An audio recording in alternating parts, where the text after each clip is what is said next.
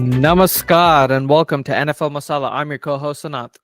And I'm your other co-host, Rakshak. Welcome to Season 3, Episode 1-3. Or, now everybody from the 313, put your hands and follow me. Now everybody from the 313, put your hands up and follow me. Yes. Yes. Yeah, that's an 8 Mile reference. Shout out to one of the greatest rappers of all time, Eminem. Yeah, so welcome to Season 3, Episode 13 of NFL Masala, where we talk about all the latest happenings in the NFL with a little bit of spice. So today, it's finally here. It is finally here. The first week of the NFL 2024 regular season is finally here. We can finally escape the past 3 months of drudgery, of pain, of suffering, and escape into football. Yes. Finally. So we had our first week of college football actually last week. Oh boy. And this week actually. So this upcoming week on Thursday is going to be the Chiefs versus the Ravens. And that's going to be a fantastic kickoff for the 2024 NFL season. What a way to open it. All righty. So before we preview what is going to happen for this first week of the NFL of the regular season, where we talk about our teams, and that's going to be a little bit of a surprise for you guys, because if you guys have not followed the first game of both of Rakshak's and my teams, the Packers and the Eagles, we face each other for the first week of the season in Sao Paulo, in Brazil. That's just going to be a fantastic showdown. The Packers, the only correct green team that there exists. The Eagles, copycats, they're frauds. A fraudulent NFL football team. They don't need to exist right now. Ladies and gentlemen, they haven't really made anything successful. What? For a sustained period. They only have one Super Bowl in the history of their existence, which lasts until, 1930? So in about 90 years, you only have one Super Bowl. If you want to bring back the history books, we even have Reggie White. Reggie White played better for the Packers than he did for the Eagles. Yeah, because it was like his yes, I understand. And Reggie White, rest in peace to one of the greatest Eagles of all time. Packers. We retired his jersey. We get to keep. Too bad. He is going to be known as a Packer legend. Because he won a Super Bowl. He won a Super Bowl. Exactly. So exactly. He deserved it. Exactly. But then again, I could say without a shadow of a doubt that we were able to beat one of the greatest teams in the NFL. Yeah, the 2017 Patriots were not the greatest team in the NFL. Okay, and let me get they to were it. Not the greatest team. Are you done with your blasphemous talk, my good? No, sir? I'm not. Because what I'm saying we will get to it what later. You're saying is just nonsense. So you've been on the morality police so here. long. Yeah, Matt Patricia gifted you that win. For George Orwell. You are on the crunchy beer, that's for sure. But you were saying something. Yeah. No, that was Matt Patricia. You didn't even beat the Patriots, bro. Matt Patricia. Matt Patricia beat himself up. It was an arrangement because you hired him last season. Exactly. It was a conspiracy theory. Yeah, the NFL should look into it. Yeah. Look, ladies and gentlemen, don't mind the two You're idiots so over blustered there. because you know the truth. You know the truth that the Eagles suck and the Packers are far superior to them as an NFL franchise. All that in the NFL world, and for those new listeners, I believe my two associates are full of Maya. Maya is this realm of illusion. Okay, what's going to happen on Friday is we're going to Friday. It's not on Friday, buddy. The game Eagles versus Packers is on Friday. Yeah, it's Friday again. Oh, okay. I guess it is Friday. I was just so excited. I thought it was on Saturday. My co-host already drank like a gallon or two of beer. Exactly. That's what this is. It's full of crunchy beer, man. I don't know what yeah. stuff on that is, but it's a 4th and John reference. And I want to give a shout out to Gail Saunders of 4th and John, who is actually in Sao Paulo for the game. But we've been getting news that there's been like some fires that are happening in Sao Paulo and like wildfires and air quality. So Ooh. there are rumors. This is just speculation that I'm hearing. Okay. I don't know if it's true, but the game might go back to the link. It might go to Lincoln Financial. It might. I'm not 100% sure, but this is what I'm hearing.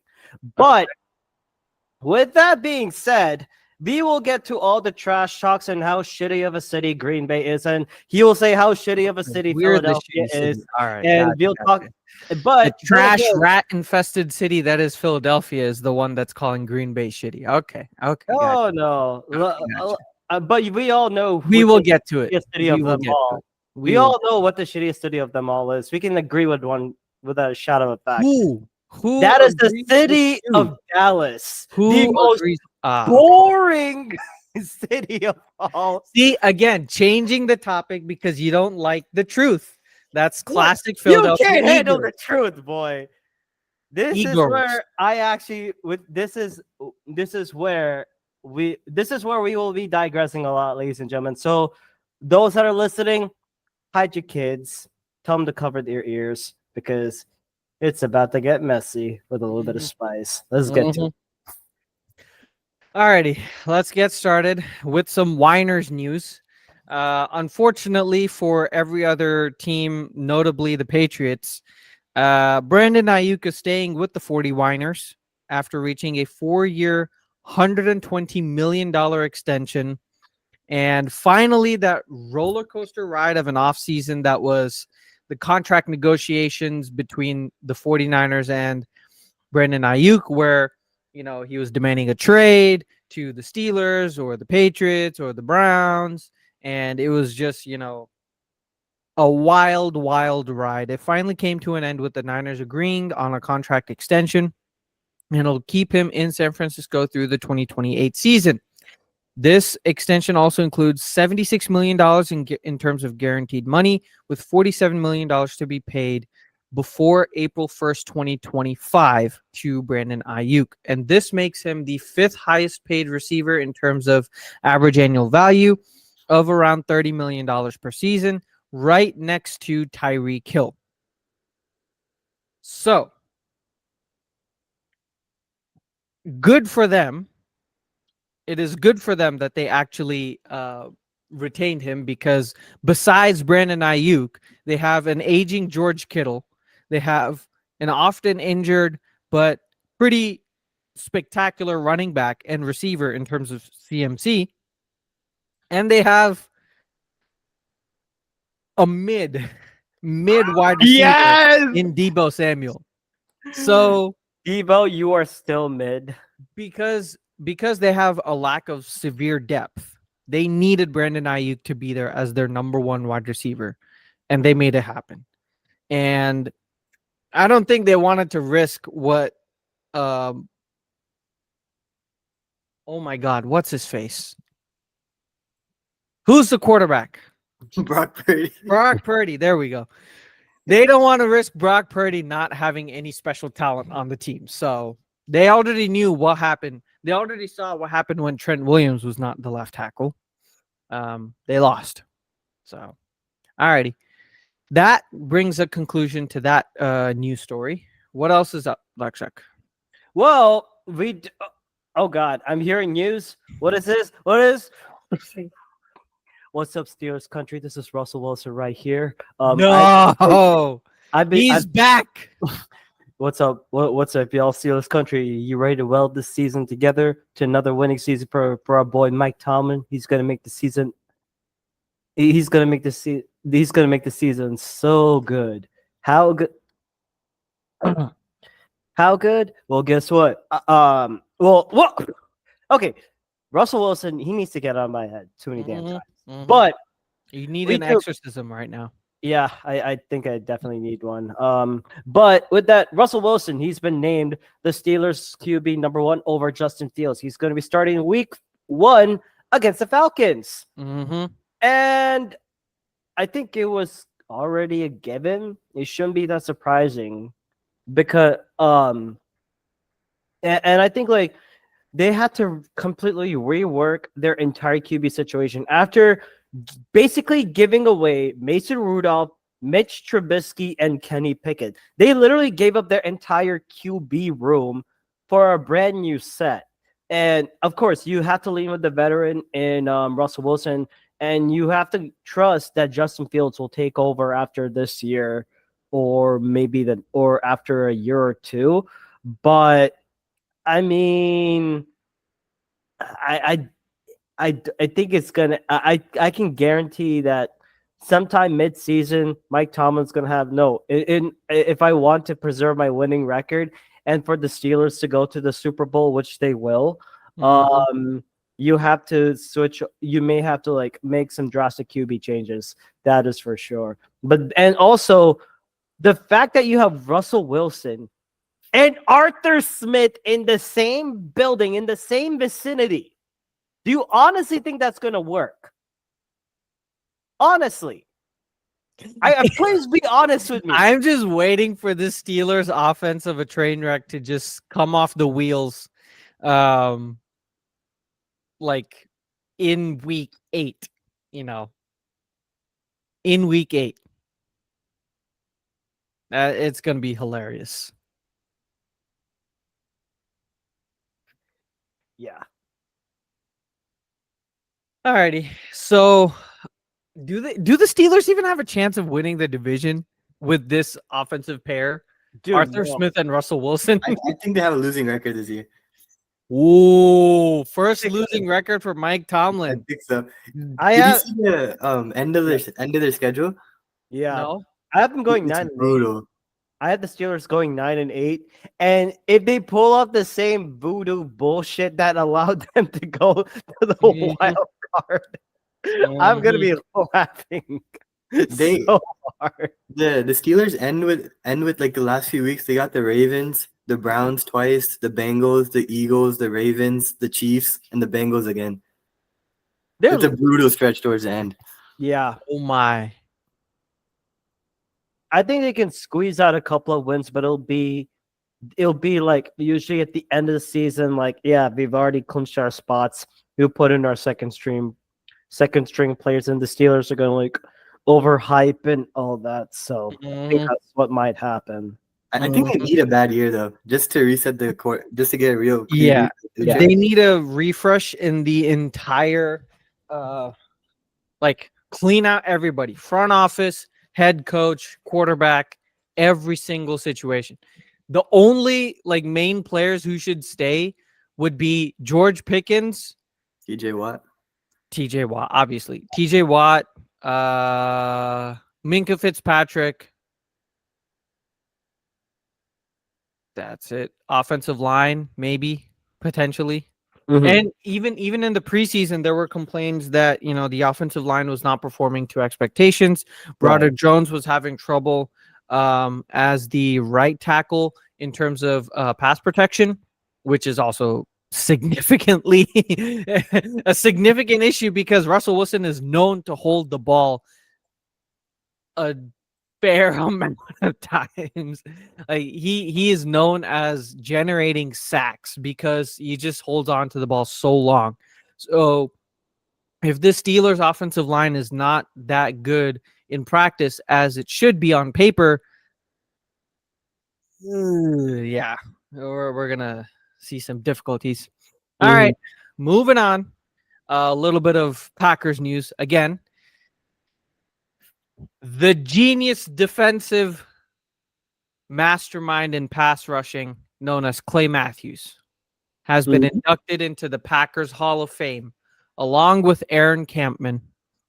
Both of them were excellent, legendary pass rushers during their time in Green Bay, and Clay Matthews was the second of the first round picks in 2009 for the late great Ted Thompson.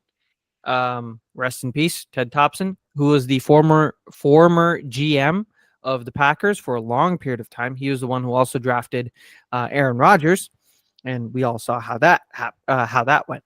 So Yeah, Clay Matthews, he's been a legend for the Packers, and especially during my childhood as a Packers fan. You know, us in our home, we used to call him the Hanumanta because he was so jacked and he had like long flowing hair and he was just like a big gigantic monster just wrecking up the offensives. So yeah, I'm glad he got in the Packers Hall of Fame, and his next step is to get into the Pro Football Hall of Fame. That's definitely going to happen. So yeah, I'm excited for the future for Clay Matthews. I hope he gets like a permanent, maybe him and he can join like Pat McAfee's show. That's going to be fun. Or I don't know what he has in store for him, but we all remember his epic performance in 2010 during the Super Bowl when he forced the game-saving fumble, you know, from Big Ben. So yeah, legend. You disappeared for a bit. Yeah, I think my camera is not working, so I just turned it off. Yeah. What do you guys think about Clay Matthews getting to the Packers Hall of Fame? Easily have to do that. Yeah, better than Fletcher Cox, that's for sure. Way better than Fletcher Cox in terms of his impact. Better than Brandon Graham too. Brandon Graham was, a product of catching strays. Huh? No. This is his time. No, Rune. Say what. what? Blown out for a bit. Eagles players are catching strays. Yeah. I mean, but these are the same Eagles this. players that have a Super Bowl ring, so I'm gonna be satisfied with that. But I'm sorry. These are Eagles players that have Super Bowl rings. Same as Clay Matthews. Yeah, that's fine. He got a ring. He got a ring. That's all good. I could live with it. But much more impactful for the entirety of his career than Brandon Graham. Brandon Graham maybe had like 2-3 good years, right? That was the Super Bowl year and maybe the past couple of good years. Fletcher Cox definitely had, a lot more good years. This is what, ladies and gentlemen, this is what happens when someone. Clay Matthews, I mean, he is. This is why pass rushing. This is why you don't do drugs, kids. In the mid-2010s. This is why you don't do drugs, kids, because you have co-hosts who will try and take over and do all this voodoo. So just letting you know. But with that being said, the final set of news that we have is it's a bit of conflict of interest. This is the main story of the game. Mm-hmm. According to Seth Wickersham of ESPN on August 29th, yes, Tom Brady may have approval as a partial owner of the Las Vegas Raiders as pending. Apparently, he will be forced to abide by unique and severe restrictions in his dual role as a Fox broadcaster. The league announced on Thursday he's not permitted to be in another team's facility. He's not permitted to witness practice. He's not permitted to attend broadcast production meetings, either in person or virtually. Yeah, until they sort this Raider situation, right? Yeah. Apparently, like the lack of access to coach and players before games could be the most severe restriction. These meetings at which a broadcast crew meets with the matchups, head coach, and key players are often a lifeblood of insight for the telecast. So, Brady, you basically, so the Brady rules are back again. Also, just to stir some more fire in you, Rakshak. Going back to Clay Matthews, right? We just want to know how impactful he is for the mid-2010s and how much better he is than Fletcher Cox and Brandon Graham. All right. When you compare Clay Matthews to Fletcher Cox, Clay Matthews has 6 Pro Bowls, 1 All-Pro, 1 Super Bowl championship, plus the 2010 Pro Football Defensive Player of the Year award. Plus, he has 91 and a half sacks and a total of 383 tackles. Fletcher Cox, 6 Pro Bowl, 1 All-Pro, 1 Super Bowl champion, and he is in the All 2010s team, the Hall of Fame All 2010s team, but he only has 70 sacks and only 351 solo tackles. Brandon Graham, even worse, 1 Pro Bowl, 1 Super Bowl championship, 73 sacks, 344 solo tackles. So Clay Matthew clears both of those so-called legends, and I'm doing air quotes here, so-called legends by a mile. A mile. So Clay Matthews will immediately be inducted into the NFL Hall of Fame. I will give you this. Clay Matthews is a great player with the Packers. No shadow of a doubt. But from what I remember, he was the only guy on defense for that entire 2010 Packers season, except along with Charles Woodson, who decided to actually win something instead of staying in his native homeland with the which makes his impact even more impactful because wait. I am not Graham. So please shut your ass up. I'm just respectfully. So while you're drunk, and I mean, please seriously go check out for rehab. I recommend it. But I think safe to say Clay Matthews individually, he's a great player, no doubt about it. And yes, you brought up all the stats, but it's all about that team functionality, which was instilled by the late Jim Johnson, God rest his soul. Okay. And speaking of which, that core that first when we drafted Brandon Graham in 2008 and Fletcher Cox in 2010, which I believe that it was part of that growing defensive line, and that same mantra which we say build through the trenches, it eventually helped us win that one Super Bowl ring. And yes, you can say yes, Matt Patricia we may beat Matt Patricia, but the final score says it all.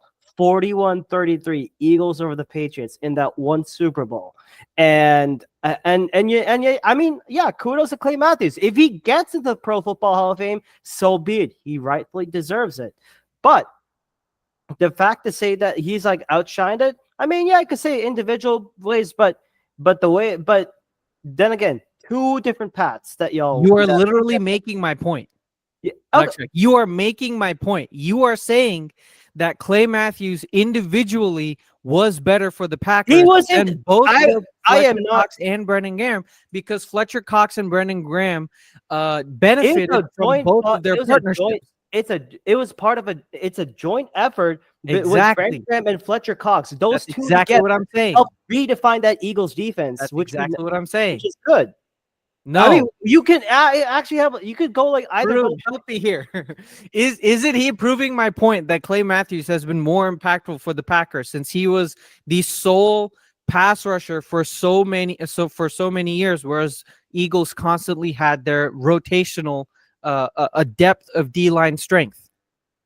Yeah, I mean, if you're talking about sole impact, Brandon Graham and Fletcher Cox, they played with each other, right? Whereas Clay Matthews, it was just he was kind of the anchor himself. It was just Clay Matthews and Charles Woodson. That's like saying, what would be a good comparison? That's like saying, I'm trying to think of a good comparison right now, but I don't really see any.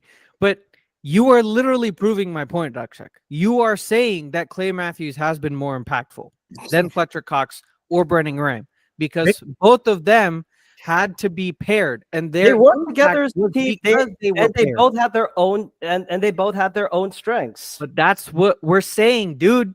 You are proving my point. You are proving my point. So thank you for that. All right. All right. I think I may. All right. You are proving my point. Thank you. We need to place this in the chat. That's for sure. Oh boy. Oh. Don't worry. I think I may have to refer to someone at the moment. Just be ready. Okay.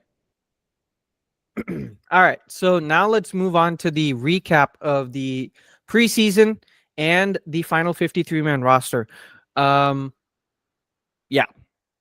So we're going to talk about the Packers. We're going to talk about the Eagles. And Varun, if you also want to talk about the Patriots here and see how the preseason went and talk about your 53-man roster, you're more than willing to do that as well. We don't just want you here as a guest for the NFL team draft, which we're also going to be doing at the end of this episode. But if you want to pitch in whenever you want, please do so. Gotcha. All righty. So let's start with the Packers. The final preseason game, we whooped the Ravens' asses. We won 30-7. And yes, I get this was a preseason game. But the reason why this is so significant is because, we did win 30-7. But what's even more significant is that we sat 38 players on the bench. We were literally running second, third, and fourth string, fifth string, sixth string players, and they still whooped the Ravens bench 30-7, which just shows the amount of depth and the work that Brian Gutekunst has put in, and the entire front office and scouting crew have put in to get these players, and the coaching staff, right? And the reason why I'm so excited for Jeff Hafley is because he's taking some of these, no-name stars, and I'm going to get into this a little bit, and giving them a platform to excel in. And starting with Jeff Hafley, this is the shout out that I want to talk about. In this game specifically, the defense was phenomenal. Heavy man coverage, and we forced so many turnovers. 4 total turnovers, 2 forced fumbles, and 2 interceptions, along with 5 tackles for loss and a sack from the D-line, which was just a bunch of backups, right? You didn't see Rashawn Gary or Lucas Van Ness or Kenny Clark or any of the starters come in. It was literally a bunch of backups, with TJ Slayton being the primary nose. You also had Carl Brooks showing off, coming back from injury, which was a great sign to see. So the fact that we've had this much of a defensive performance, forcing so many turnovers, game in, game out, from each preseason game, we forced multiple turnovers, I believe. That's a great indication as to, how Jeff Hafley's defense with all of our starters is going to look like for this upcoming season. And I'm so excited for that, because that's exactly how we won the 2010 Super Bowl. Was we may not have been the most effective team in terms of, locking down receivers or stopping the run, but we were great at causing turnovers. And that's what Charles Woodson was also fantastic at, right? From a cornerback, defensive back position. So if we can get back to that formula of forcing turnovers and limiting big plays, that's exactly what we tried to do last year. But Joe Barry was so incompetent as a defensive coordinator. We had so many players out of position from what they needed to do in terms of what their strengths were, and I think that's what Jeff Hafley is going to focus on. We saw that clearly in these preseason games. So I want to give a special shout out to our 5th or 6th pass rusher in our depth chart, Aaron Mosby. Okay, he is a certified game wrecker. He forced a fumble that Anthony Johnson Jr., who was a safety, picked up for a touchdown and ran it back for a touchdown.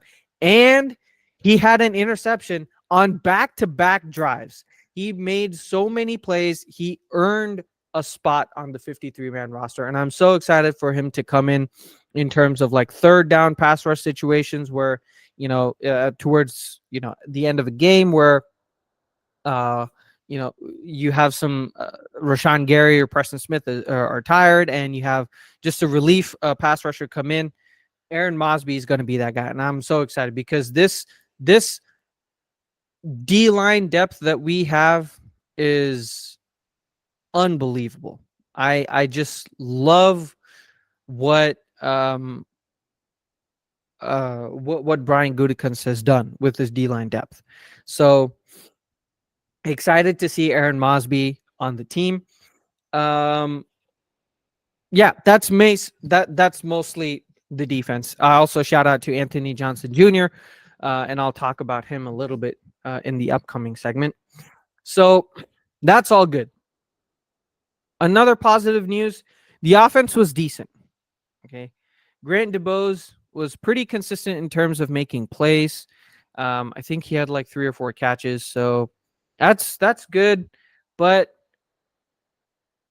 Emmanuel Wilson also clearly showed why he's our running back 2 or 3 in this system, especially since AJ Dillon is on season-ending in IR because of a neck injury. So our backfield is going to be Josh Jacobs, Marshawn Lloyd, and Emmanuel Wilson, and he provides some of the juice that we see in Marshawn Lloyd as well, that AJ Dillon clearly did not have. So we're gonna have probably what it looks like is Josh Jacobs be our 3-down back and use Marshawn Lloyd and Emmanuel Wilson as, lightning to the thunder that Josh Jacobs provides. So that's good. This game was more about our defense than our offensive performance, but our offense was decent as well. Now, on to the bad news. We don't have an answer to our backup QBs. I don't know if you guys saw any of these games. But our backup QBs, for lack of a better word, were inconsistent and they sucked. Okay. Both Sean Clifford and Michael Pratt were mediocre with, while playing with the same exact playing 10.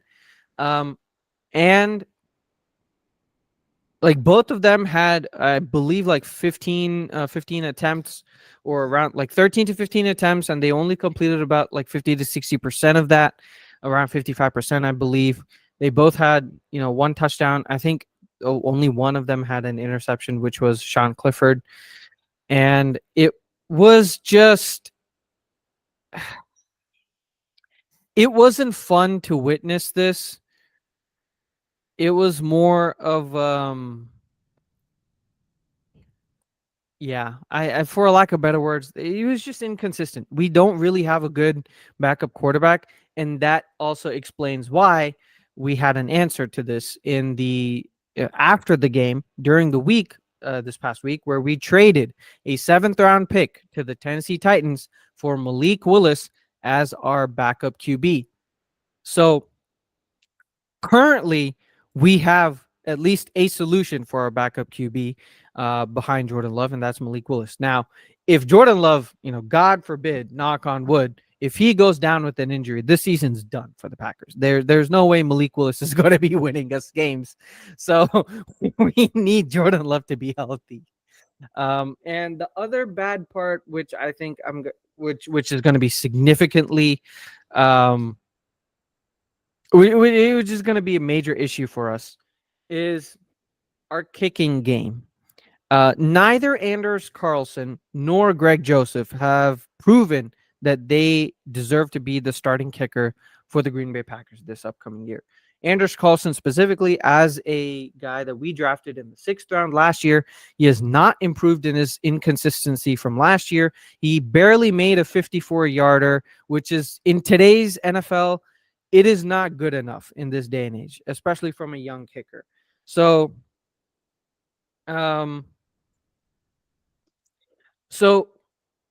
barely, not having the leg to make a 54-yard, but he also missed a 32-yard field goal wide to the right. So in this sort of inconsistency, with these sort of inconsistency issues, it makes sense why he and Greg Joseph were not retained on the 53-man roster. Both of them were cut, and we actually, on the waiver wire, we picked up a new kicker by the name of Braden Narvison, and he was drafted by the Tennessee Titans last year.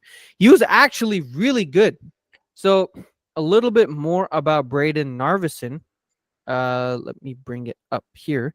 In the 2024 preseason, he had an 85.7% field goal percentage by scoring 6 out of 7 field goals with a long of, I believe, 56 yards. 56 yards. So that's definitely significant, much more improved. And he drilled that one. And even in the training camp so far, he's been drilling a 54-yarder as well, so much so that Jair Alexander is basically saying, I love this dude, and I want him. So safe to say he's going to be we've found our starting kicker. And he's actually a rookie this year, Braden Narvison. So we found our starting kicker, and I'm glad that we didn't have to trade a key pick for that. But yeah, he's going to be the, he okay. Let me rephrase this. He needs, we all know what kickers need to do, and I'm glad that we got an answer. But specifically, we need him to stay consistent. If his range is 55 yards, that's fine. As long as he can make, 95% or 90% of the kicks from 55 yards inwards, that's fine with me. I'm sure this offense can work with a 55-yard range. But yeah. So the bad news is that we did not have an answer for the backup QB and the kicking issue at the end of the last preseason game, but now we do. Now, the thing that I am shocked is, and this is going to lead into our 53-man roster conversation, is that we needed the preseason to test the depth of our QBs, running backs, defensive backs, offensive line, and linebackers. And the most shocking part is AJ Dillon on season-ending IR with a knee injury, with a neck injury, and the fact that he might actually have to reach a injury settlement so that he can play on another team once he becomes healthy. So that's unfortunately the most shocking news coming out of preseason. And another bit is that we've only rostered 2 quarterbacks. That's not good, because last year, I think a total of 71 quarterbacks had meaningful snaps in an NFL game last year. So that's an average of what, like 2.2 or something like that per team. That means we need, at least 2, but to be on the safer side, 3 quarterbacks on our 53-man roster. But unfortunately, we don't have 3 quarterbacks. So that might potentially prove to be an issue in the future, but hopefully not. The other thing that I mentioned, both kickers are out. Greg Joseph, as we mentioned before, right? Getting Braden Narvison, that actually is a good shocking move. But if you actually were to think about it, kind of not shocking, considering Anders Carlson was inconsistent and Greg Joseph is old and he doesn't necessarily have the leg. So it is good that we got Braden Narvison. Now, a couple of other moves. Aaron Mosby got in. Evan Williams got on the roster. Not shocking, considering he is our 3rd best safety on the roster. And he potentially has the ability to split reps as the starting strong safety with Javon Bullard, especially in box safety or blitz situations, coming in as a safety blitz or nickel corner blitz, right? So he has proven that he deserves a roster spot. Now, another shocking move from the safety aspect is we let go of Anthony Johnson Jr. And I thought that he would be retained over Keaton Oladipo or over Zane Anderson. But the thing is, Zane Anderson is primarily a special teamer, and he was a good special teamer. He had 237 reps last year on special teams, and that's why he has been retained. But I thought at least they would have retained Anthony Johnson Jr. Hopefully he comes back on the practice squad. We'll see about that. And Emmanuel Wilson, obviously, he had to make the roster as their 3rd running back. I didn't really see any possibility that any of the other running backs were going to make it, especially given that given Emmanuel Wilson's size of 5'10", 226 pounds, he has good speed and agility that he showed during the preseason, and he has the stats to back it up, about 4.3 yards of average. So in terms of our 53-man roster, we've shown that we have good depth, good depth in our offensive line position, and our starting offensive line is going to be Rasheed Walker at left tackle, Elton Jenkins left guard, Josh Myers in the center, with Jacob Monk showing that he potentially has the ability to become the starting center if Josh Myers does not work. Jordan Morgan, who's going to be a starting right guard. Like we initially drafted him as a tackle, but we saw that he had a better success as a guard. So he's been playing that. And now we have Zach Thomas right tackle. And he's going to be fantastic. Now, another issue is we don't really have an answer for a swing tackle, which the Packers do use a lot, especially on outside zone runs, which and encounters that Matt LaFleur loves to call and scheme. So that's something that we might look into in terms of the trade block. But yeah, so it's going to be interesting to see. And then finally, Christian Welch, who was our backup linebacker, like fifth linebacker, he got cut. And unfortunately, that means we only have 5 linebackers on the roster with one on IR, so 5 linebackers on the roster, and Edgerrin Cooper is not going to be starting. Edgerrin Cooper is not going to be starting because he has an injury issue. Oh man! So we have Eric Wilson as our starting Mike. So we'll see. Edgerrin Cooper, he might come in as a relief, especially in maybe blitzing situations. So that might be exciting to see. So yeah, that's it from my side. Not a lot of shocking news. We got good answers, especially on the D line and in our DBs. That defensively, a lot of positive news for what Jeff Hafley is going to provide, and we've seen that from the preseason. So that's good for us. That's good for us overall. So going into the season, I have high hopes. I have high hopes for this Packers defense specifically, and they showed it. They showed it in the preseason, and just the depth that they have in the defensive side. So, yep, that's it from my side. What about the Eagles? All right. With that being said, like before I get onto the preseason and to the preseason and the 53-man roster breakdown, I want to give a special shout out in college football. Are you ready, boys? I think this may be the only thing that we may be united today. Mm-hmm. I want to give a special shout out to those fighting old Texas Aggies of Texas A&M. The only thing all 3 of us will agree on. Yeah, and of course, and one more and 2 more things I'd like to say.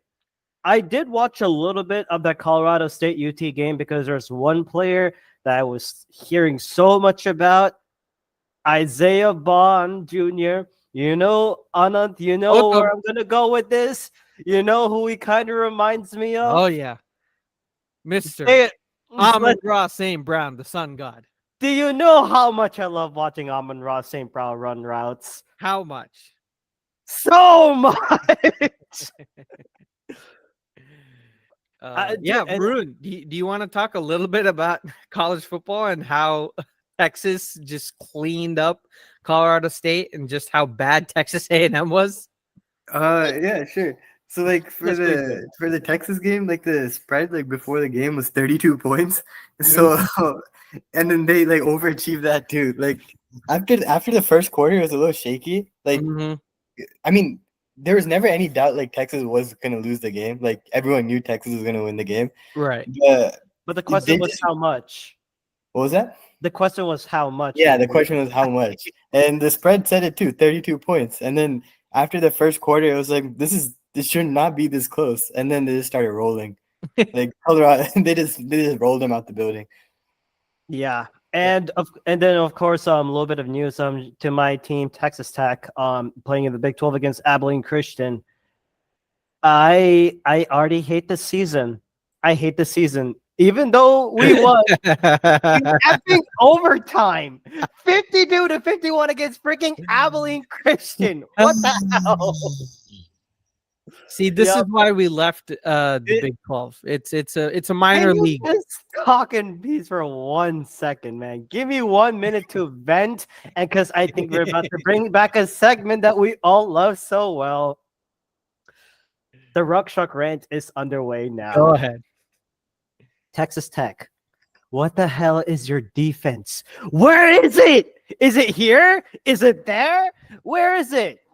I mean, I need to get a freaking microscope or one of those magnifying glasses to figure out what the actual hell you're doing. You're allowing some Texas Tech transfers that played in the system that did not get any snaps in Abilene Christian, and you let a QB put over 400 yards of offense in the air, 4 touchdowns, I believe.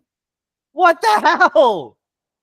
It was insane. It was pretty hard to watch, but I mean, it was really, really bad. But I gotta give a shout out to my boy Taj Brooks, who is actually on the watch list for like who I think he pulled out like a buck, almost like over 100 rushing yards and 1 or 2 touchdowns.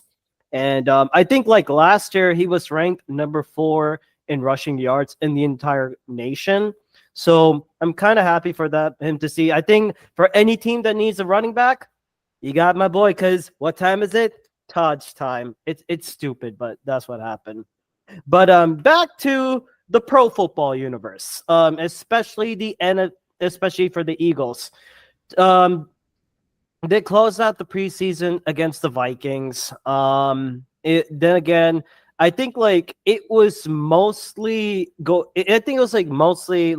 just to see how the second string and the third string players. Everyone heard rumors. Oh, Jalen Hurts is going to play. No, it's fake. It was fake news. It was the worst fake news you would ever hear. Believe me. And I think like with that, I was actually able to join with Gail Saunders, Fourth and John on a live preseason watch. So I was at a watch. So I basically jumped onto the live watch along stream with Fourth and John. So I want to give a special shout out to those guys for allowing me to join in on their platform. With that being said, this game was actually important because this was the debut of Cooper DeJean, and you got a lot to talk about. Final score 26-3. And from the way that I saw, it was rough, bro. It was completely rough for the defensive side, especially with like the second and the third string players. I was very shocked to see Nolan Smith, the Eagles' former first-round pick of last year, almost play an entire game. I think they were kind of trying to understand where to put him. Is he going to play edge? Is he going to play linebacker? I thought like Vic Fangio would have some time on it, but I'm guessing it's a little bit more breadcrumbs along the way. But there were a couple of players that actually interested me, and those that could have made the 53-man roster. Number one was backup Tristan McCullum. He's basically your fourth string safety. He did have like I thought he had like a pretty good productive day. Game high 9 tackles, 5 solos, including stopping Myles Gaskin on a touchdown saving tackle. He did clean up a lot of messes, and he was so close on a pass, and he blew up on a pass breakup on a Vikings 3rd and 1. I thought it was pretty good. He was playing with his hair on fire. And I have 3. And also watching Cooper DeJean play, it was all I could say is coming back from injuries like on the leg, right? He had like a couple of broken bones. Am I correct on Ananthan Varun, Cooper DeJean, when you did your pre-draft analysis on him? Mm-hmm. He did play, and of course, yes, he looked completely rusty, because what would you expect with players coming back from some really, really bad injuries? Mm-hmm. But luckily he was able to show a little bit more better, like especially when stopping against the run. Good solo tackle in the first half. And he was able to make a couple of good defensive stops. And I think and it's very intriguing to see where he'll be positioned on defense. Do you put him because he is what we would call like a Swiss Army knife. You can play him as that if you play like a nickel or dime package, just play as that air quotes linebacker position. Do you put him as a corner? as a boundary corner? Do you put him as a nickel? Do you put him as safety? I mean, the possibilities are endless, and I mean, like, yeah, Cooper DeJean just need to watch out on the penalties. That's all I could say. Another good player that I thought, and then I saw like Oren Burks. He, I mean, he had like, I mean, he accounted for like, I mean, Oren Burks, he played his heart out because knowing that, oh, this is basically going to be a practice squad guy. I mean, he had like 7 tackles, 5 solos, including a first half sack. And here's a surprising name. I don't know if both of y'all heard of this name before. Ben Van Sumeren from Michigan State. Yes. I never even heard of the guy, and apparently I found that he was on the practice squad last year with the Eagles, and we had to elevate him because of the fact that the Eagles did, and pardon my French, to those that are watching, make sure there's an explicit title for this, because the Eagles did absolutely fucking nothing last year when it came with linebackers. Instead, they had to go with Nicholas Morrow, Zach Cunningham, Shaq Leonard. I mean, and an injured N'Kobe Dean, and then Ben Van Sumeren, who comes in, but he played with his pants on fire, man. He was I mean, like, there were plays when he was trying to sack Jaron Hall. I honestly thought he killed the guy. He is that. I mean, he was playing his lights out, but luckily for the Eagles, it presents a good problem on how that linebacker room is going to be, especially when bringing in hires like Devin White, bringing back Jeremiah Trotter Jr. And also like the enigma that is Jalex Hunt. Jalex Hunt has been super impressive in the camp so far. And also another unknown name is EJ Jenkins. He apparently is a big bodied tight end. I've never even heard of the man, and he's basically 6'6", 245. Like, I don't know how tall you are, Varun, but he's like definitely taller than me and Anand, that's for sure. And he's basically like a big boy. And Tanner McKee, the way that he was like moving around the pocket and throwing, he honestly deserved to be quarterback too, because Kenny Pickett, all he did was throw checkdowns. Kenny check down, Kenny check down, Kenny check down. He doesn't throw over 20 yards. I don't know why the Eagles made a trade for that man. It's stupid. Is Malik Willis better than Kenny Pickett in terms of backup quarterback competition? So our QB room would be better than yours. The entire room. Hang on, this is the Eagles preseason. I did not get a chance to interrupt you, my good sir. Okay, go ahead. But like, I mean, definitely, it was definitely rough. Joseph Nada, he was given a perfect pass from McKee, but he let his hands bounce off the ball and basically handed the ball to a Vikings defender. And I mean, overall, it was completely bad. Penalties galore. I mean, but this is what you would expect from the second string. And I think, and of course, my boy from Texas Tech, Zach McPherson, blowing a late coverage. Then the next play gives up a penalty. And it was just tough overall. I'm like, my boy, you betrayed Texas Tech, man. You betrayed my team. You betrayed my college team, and now you're doing this shit, especially coming back from an Achilles tear of last year. I mean, I really hope that you find a good roster in which you can be a starter, but we needed you to do some, but you didn't do enough. But with that being said, we got to look at the 53-man roster made by the Eagles. And there have been a bunch of updates that just came in. So, like, technically, it's in flux. So, your quarterbacks going with Jalen Hurts, Kenny Pickett, and Tanner McKee. I I mean, Hurts, yes. Every analyst like Elliot Shore Parks of WIP Radio, he's gonna glorify. Oh, Jalen Hurts threw 1 interception in camp. I'm like, that's what you're supposed to do at camp, man. I mean, like, you're supposed to get better. You get better or you don't. That's not big news. And and then for your running backs, going with Saquon Barkley, Kenny Gainwell, and Will Shipley. Will Shipley has been impressive for me, especially playing in that special teams role and being that quick back and one of those quick run backs. I think and along with Saquon Barkley, is if he just gets more touches and is healthy, he's gonna Eagles will be just fine. And plus, Saquon Barkley won't have to do all the work because he'll be surrounded by a good Eagles offensive line and his castmates, which you'll talk about. Wide receiver rooms.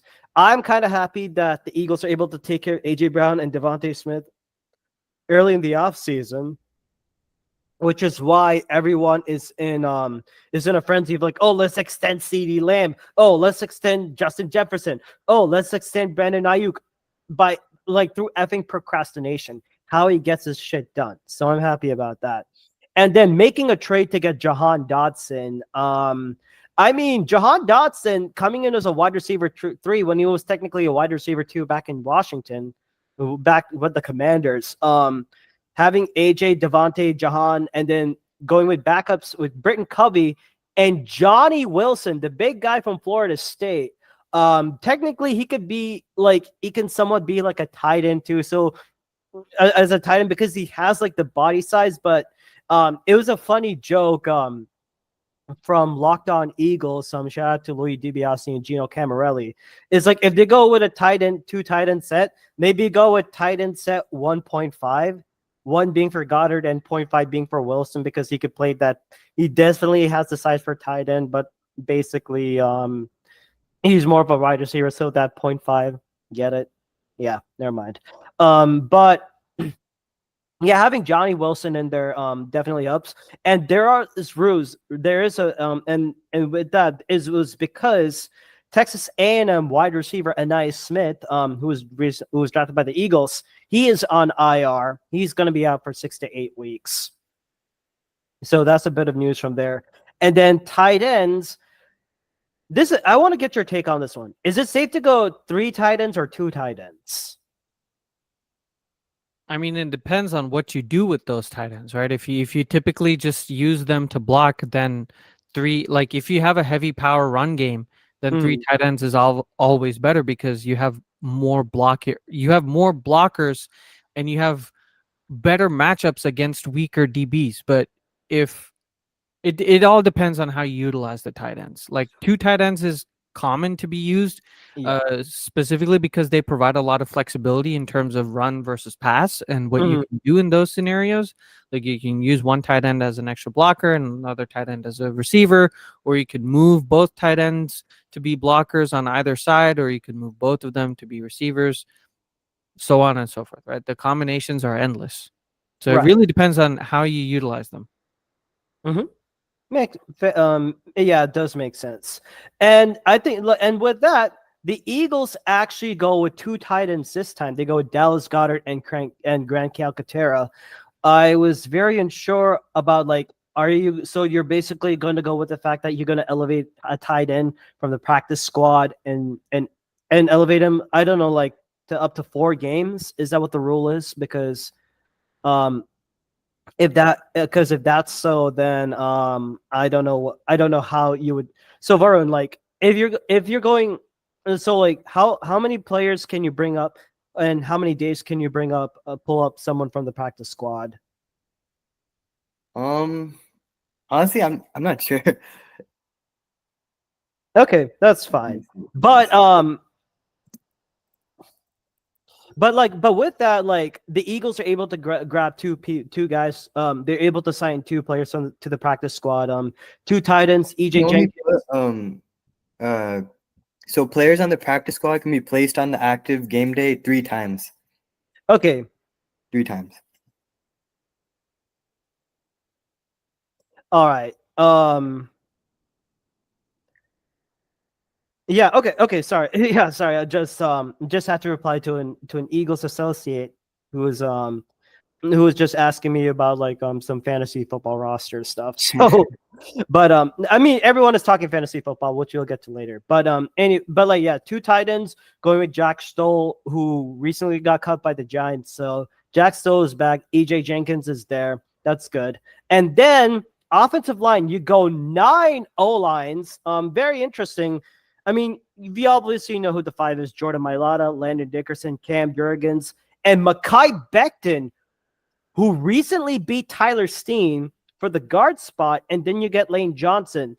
And your backups being Fred Johnson, Tyler Steen, Trevor Keegan, and Darian Kinnard. I was very shocked that the Eagles I thought they would go 10 tight end, don't go 10 O-line, because that's what they'll usually do, but they go 9 instead.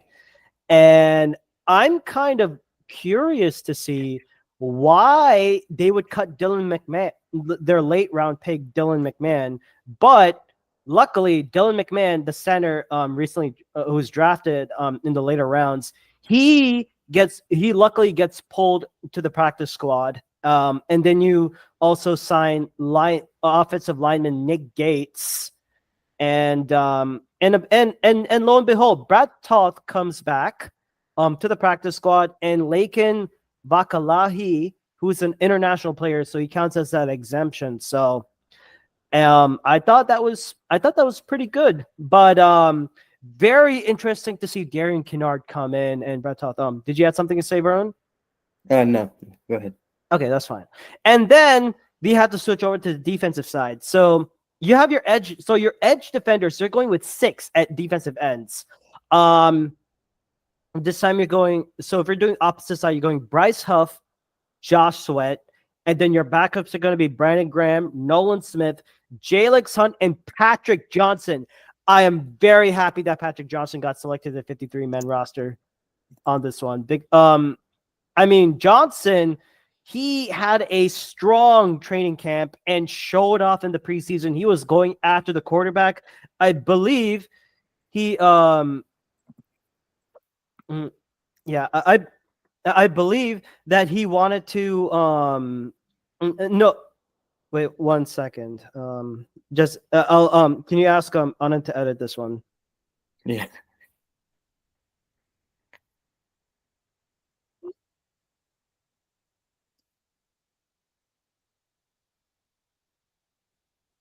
Yes. And okay, and with that, like so getting back to Patrick Johnson, he had a very, very strong he definitely had a very strong a preseason. He was able to get to the quarterback. I believe he forced like a couple of game-winning sacks in those first two preseason games.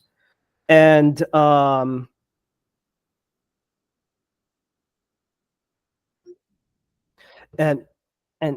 okay. All right. And then and of course, like it'll be very and of course, like Brandon Graham, he'll be entering in his final season, so he may be playing a little bit of that mentorship role. Jalex Hunt, Jalex Hunt, being in that position. Not only is he like a big of that specimen, but also playing in that, he may play in that linebacker role because he did have like coverage experience back when he was at Houston Christian University, or back in I believe Harvard or something. But yes, definitely a lock. Nolan Smith, I think I talked about him earlier about like, what is he going to do? Is he going to be a linebacker, outside linebacker? Is he going to play edge? What is this deal? And now the interior defensive line.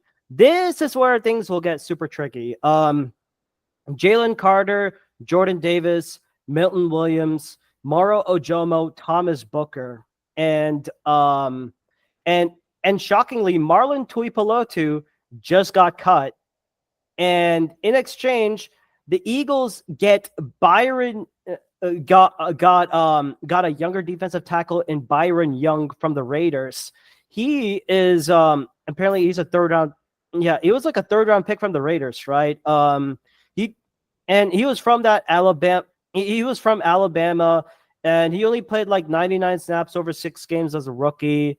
4 solo tackles, 0 other stats, but I mean, you're providing more depth.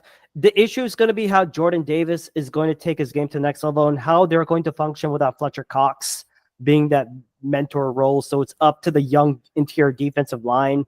Thomas Booker, very interested to see how he'll if he'll be more of that younger backup role. Milton Williams, he's actually fighting for a contract extent for like a new contract. So it'll be very interesting to see how that goes.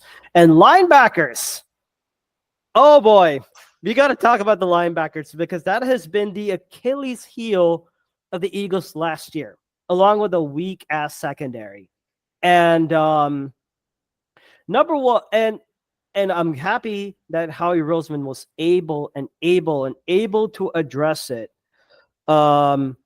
Basically, you're going with Devin White, Zach Bond, Nakobe Dean, Jeremiah Trotter Jr., Ben Van Sumeren, and recently you were able to get back Oren Burks, who had a great last preseason game, and elevate him into the 53-man roster because James Bradbury, he's out. He's on IR for 6 to 8 weeks. So there's news on that. And I thought like this is a good and strong linebacker room. Like it's much better than last year. They just need to play good. That is all I ask for. And then we get to the secondary. This is really going to be fun. I was very happy to see Darius Slay, Isaiah Rodgers, Quinyon Mitchell, Cooper DeJean, Keely Ringo, Eli Ricks. So I was very shocked that Eli Ricks got in there. Not shocked that Zach McPherson was gone. But I think there's been debates on who starts opposite of Darius Slay. Is it going to be Isaiah Rodgers? Is it going to be Keely Ringo, DeJean, or Quinyon? I mean, these are a bunch of young dogs that are ready to play. And I'm just excited to see how this defense is going to look. And then safety. Chauncey Gardner-Johnson comes back home. I am so happy about that. And then you get Reed Blankenship, Avonte Maddox, who's transitioning from corner to safety so that he doesn't get hurt and actually plays a full season. Tristan McCullum, who had a strong training camp and preseason, makes it on the roster. And James Bradbury, who is now on IR for 6 to 8 weeks. I heard the rumors that Bradbury was about to get traded from they were like the Titans or the Raiders were trying to make or the Ravens were trying to make like some kind of deal with Bradbury, but apparently Bradbury got hurt. And guess who we have in the building? I am not alone. And with me is the man, the myth, the legend from our other podcast, the Swoop Boys. I want to welcome Mr. Cozy. How you doing, man? I'm good. How you boys doing today? Just excited to see some Eagles crying. This Friday is going to be an epic party that I'm going to throw. Eagles crying. Are you guys I'm just watching going to ask highlights all of the you Eagles guys to Super show Bowl? yourselves. Build a memorial for the end of one of the worst run franchises in history of football, known as the Philadelphia Eagles. We're going to host a memorial on Friday. Jalen Hurts is going to be, the star of that memorial. Big candle for him, that's for sure. Big candle for him. Along with your famed GM Howie Roseman. Famed GM Howie. So he is famed. You admit that? Okay. He is famed, just undeserving of that fame, unfortunately. I mean, I don't see how that makes any sense, but we'll have plenty of time to talk about these things. Yeah. Yeah, definitely. And yes, with James Bradbury being out on IR, the Eagles actually made a move, which is part of the practice squad, and seeing a man by the name of Mr. JT Woods. He was and put into the practice squad. So JT Woods, he's a 2022 third-round pick from the LA Chargers, and he actually was paired opposite to Jalen Petrie. But it's very interesting to it's actually pretty interesting to see how he does that. So with that being said, specialists, you're going with Jake Elliott, Braden Mann, and Rick Lovato. Overall, I'm kind of happy. I'm very happy that this Eagles team has a young squad. And I'm shocked to see that Paris Campbell didn't get picked up, and he's back in the practice squad. Not surprised that he was cut with Jahan Dotson. I mean, Howie Roseman addressed the big issue that was the linebacker and the safety and the corner position, and I'm just happy about it. Any quick thoughts about this, Cozy? I like it. I think a lot of the hoopla we've heard in the offseason was certain positions that the Eagles needed in the certain positions that Howie needed to step up and getting. And I think he did step up and get those positions. We talk about starting with the linebacker. We went out, we signed Devin White, still a great linebacker in this league. I don't care what everyone says stat-wise. He's still a great linebacker. He's no, Patrick Queen. He's no, I'm trying to think of a couple other people, but he's no, those people. Yeah. He just because we don't get a top 3 linebacker doesn't mean that that the person we get is bottom 3. I think Devin White is still a serviceable linebacker. We went out and we drafted linebacker. We got Trotter, which was obviously a fan favorite, but everyone seems to forget Trotter was a top 5 linebacker in the draft. People had him going in the 2nd round. He fell to the 5th, but yeah, just the way it works sometimes. You know what I mean? Yeah, know what you mean. So we addressed that. We signed 2 other linebackers, Oren Burks and Bond, which again, they're not the greatest, but they've come from. Well, Burks came from a better defense, so that's a good little history I like on his resume.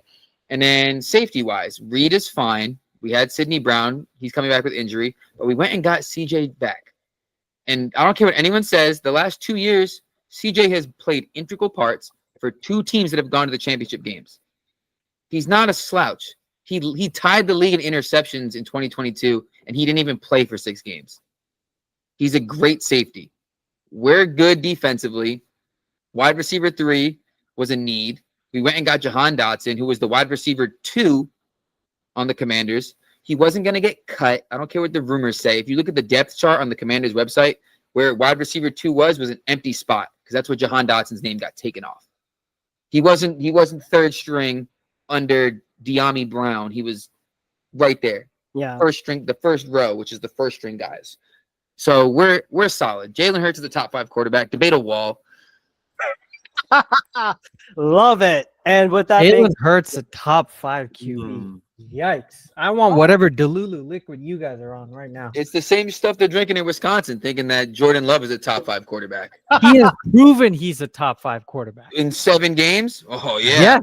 Throwing a And pick he to lose the game? that. I'm sorry. If you look up the stats of Jalen Hurts, he's quite literally the best quarterback in the NFL when losing in the second half. He's the stat wise, he is the So best why are you quarterback. going on a losing? Why are you using a stat that requires? Because you bear to with be in me. a losing position. Because in bear the with first me. How did the Packers how season did end? he get to the losing position in the first place? Let's How talk did about that. how did the Packers season end? How did the Packers one play away from beating the eventual NFC? And what How happened? did What the happened? Eagles Jordan Love threw a season pick. end? You guys Marching down the couldn't field, even beat Jordan Love Baker threw a pick. Mayfield. You couldn't even beat Baker Mayfield. And you guys are talking about Jordan Love being great. How was Jalen Hurts' performance? What has Jordan Love done? What has Jordan Love done? Jordan Love didn't catch interceptions against Dak. Has led the youngest team since 1970 to beat youngest? the second. Yes. The youngest oh my team God, since the youngest team. 1970. The youngest team? Get He the has led bibs the out. youngest team since 1970 to beat the 2nd seed ranked Dallas Cowboys as a 7th seed team. They went into the Cowboys second are seed frauds. place, We know second that. seed house and whooped their ass. Cowboys are 48-16. frauds. That's not new. So That I is can name dude, 7 other that's a teams that beat record. Dallas in the That is playoffs. literally a record. One of those is No a other record. team has Jalen done Hurts that. is rushing touchdowns. Jalen Hurts is rushing touchdowns. Who is the a hell record. cares about a bunch of tush pushes? So now you don't he's care? good at. Now you don't care about That's records? all he's good at. If Now you don't care look about at records? advanced quarterback statistics, Jordan Love by far He was the second best quarterback last year towards the last 8 games. You know where? Okay, so again, towards Like- the last 8 games. Now here we go. Here's a goalpost, and you're like, let me just move that. There's a whole season, and you're like, when the young team actually came together. So what did they do the first half of the season? They What were. did they do the first half of the season? They sucked. They Yeah. sucked. So when the Eagles were sucking in the first half, and Jalen Hurts had to will the team to victories in the second half, you see how it works now? You see how whenever you have a point, I can counter argue it. See how that works? Yeah, but what does Jordan Love do? What does Jordan Love do? He throws an He had a interception. young team, and they had to come together under the same scheme. You guys have established players. You have one of the best. You had one of the best offensive lines in the past 5 years of the NFL. Do you know who we had as our oldest player on the offense? Elton Jenkins. So clearly, Jordan Love is the top 5 quarterback. Jalen Hurts, he's a tush-push mechanic. So let me get this straight. So the Packers get credit for having a young team, but when you bring up what they fail by and like what has caused them to be not that good, you're allowed to say they were young. But when I bring up the Eagles having rookies on defense and how the defense collapsed in the second half, that doesn't matter. I never said anything about the defense. I'm only talking about young players. See how you're switching the conversation away from Jalen Hurts? You even admitted in that you top 5 quarterback Jalen Hurts, yes, as voted by the peers. We're just talking about Jordan Love versus Jalen Hurts. Why are you bringing up the Eagles defense? Because you're bringing up young players. Yeah, young players on the offense. Is Hurts younger than Jordan Love? We have the youngest offense in the history of the since 1970. That doesn't mean anything. I that think means that they had inexperience. You guys have experienced players, and even with experienced players, Jalen Hurts sucked so bad he was went to a Super top Bowl. 15 in terms of turnovers. Okay, how are you going to claim a top 5 QB if he's so bad at turning the ball over? Okay, look at every quarterback in the last 5 years that has gone to a Super Bowl. They led the league in interceptions, or they were top 5 in interceptions. Patrick Mahomes, interceptions. Josh Allen, championship game, interceptions. Joe Burrow had interceptions. Allen has not been to the Super Bowl. Who? You just brought Josh Allen, AFC Championship game. I said championship game right after. Claimed Super Bowl. Okay, so Matthew Stafford, interception. Wrong. Matthew Stafford, interception. Patrick Mahomes, interception. Joe Burrow, interception. One of the best quarterbacks of the past decade. Now I know you don't know how to talk sports. I'm sorry. What? Okay. In the past decade. All right, bro. Find me the year Matthew Stafford was ever top 5 in MVP voting. Varun, are you hearing this? Yeah. When's the last time Stafford was ever top 5 in MVP voting? Voted by his peers as a top guy in the league. In the last 10 years. I'll wait. I'll give you the time to search. You're never going to find it. He wasn't even MVP in the Super Bowl he won. All right. Okay. All right. Okay, guys. You're claiming that an MVP has to be, so a great QB has to be an MVP candidate? That's usually yes. That helps the cause. Are you saying that helps the what cause. about Super Bowl victories? That also helps. So are you saying that Eli Manning is a better quarterback than Matthew Stafford? Absolutely not. Okay. When was Eli Manning ever top in MVP voting as well? But he has 2 Super Bowl rings. Yeah, first of all, that's a different situation.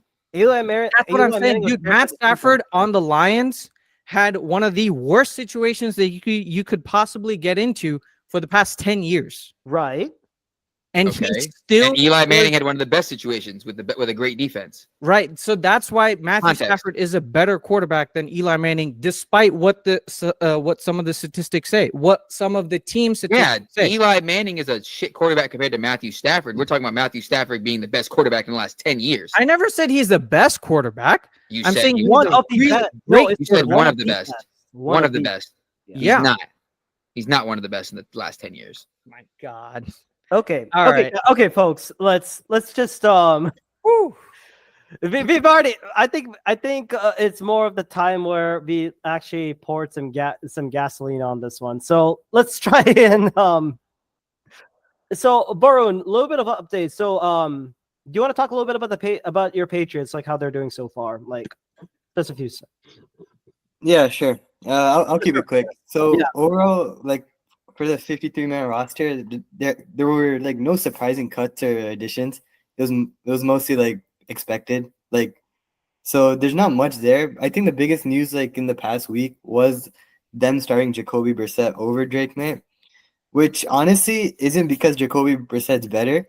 It's because the Patriots couldn't build an offense, like a deep, competent offense, and they didn't want to throw Drake May into the fire. Because if you look at the preseason game, even with the horrible offensive line, Drake May threw for 126 yards, a touchdown, and averaged 10 yards per completion. And he was able to elevate the receivers and the offensive line with his athleticism. And Jacoby Brissett just can't do that. But when you look at like the overall offense, you open against Cincinnati.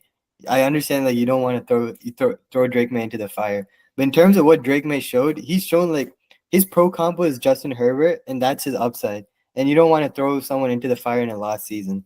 So that's mostly what I got for the Patriots. I agree with that. I can agree with that. It's gonna be. I think it's actually very interesting, but I think it was a right move to get Jacoby Brissett as your starting QB. But I mean, you putting in Drake May instantly into the fire, you're asking for a death sentence. Honestly, that's all I could say. I mean, good luck to your Pats, man. Good luck. And we had them like what 5 wins at best. Yeah, like I think 5 wins. 5 wins is fair. All right. 5 wins would be nice.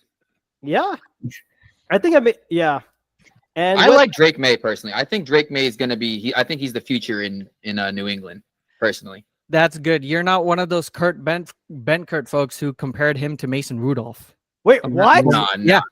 Yeah, he said Drake May is a more athletic Mason Rudolph. I mean, that's not. I don't want to say it's a good comparison, but like technically, it's a compliment. He's just because Mason Rudolph's not athletic. So if you're he can still throw a football. Exactly. Yeah. But like he was not a fan of Drake May, and I think he was saying that Joe Milton should take some starting snaps. Whoa! What? The ghost of Joe Milton? I don't know, man. Hey, Kurt listen, Benkert is on some Joe delirium. Milton will be taking snaps in the red zone. Oh, Ooh. okay. Mainly Okay. for special Okay. red zone plays. Then I'm 100%. You can bank on that. You can bank on a Joe Milton red zone play. Wait. Hold on. I gotta beat the Joe moment for you right here. Mm-hmm. Let's start over under for Joe Milton red zone plays. I'm gonna follow up with Cozy on this one. For the season, For the season, Joe Milton red zone plays over under 7.5. 7.5 plays on the entire season. I bet the over. I'm slamming it. I'm slamming the over, bro. But like, are the Patriots offense, is that even going to be good enough to even feature Joe Milton in a red zone, passing scenario or red zone offensive scenario? That's the issue, right? Are they going to be creative or at least consistent enough to allow this sort of flexibility? I think out of 17 games, they can get to the red zone 8 times. Yeah, I would think so. Yeah. I mean, I don't know how strong the run game is going to be with the Patriots, but if they're able to find some kind of bounce and they're able to get to that red zone, Joe Milton, your number's up. They might not do it the first 6 weeks, but yeah, yeah. I mean, they'll put up points for sure, but yeah, Joe Milton getting to the end zone, I could bank on that. Yeah. Okay. I go the under because I just don't trust the Patriots offense to be creative and consistent enough to warrant him having 8 separate red zone plays over Drake May, right? If things go bad and Jacoby Brissett is not leading them to like a 500 record or at least 1 or 2 games away from 500 record, then Drake May is going to come in. Now, you don't want to remove especially red zone snaps from Drake May's table by giving it to a quarterback who's not going to be your starting quarterback. So I just don't see. I think it's the opposite. Like I think like in like Hail Mary situations, you can bring Joe Milton in. But like, that's I don't not a think red you zone bring play, him in. though. yeah, it's not red zone play. Right. So this would be like if you need a touchdown with the game, game on the line, or let's say any red zone scenario. I just don't think that's going to happen. So I'll take the under on that one. All right. All righty. Rune, do you have anything else for the Patriots? No, that's it. Alrighty. Okay then. So now Let's get talk it. about the game that has warranted Cozy's appearance here. That is the Eagles versus Packers.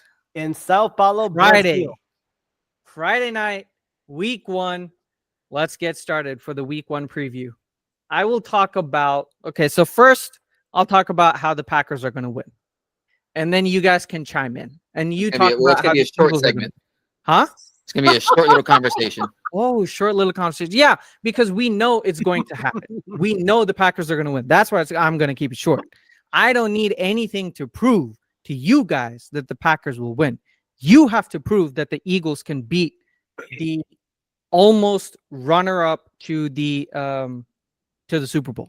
I thought almost because the second. We would have almost beat the was Lions. We Detroit. would have beat the Lions. We already did.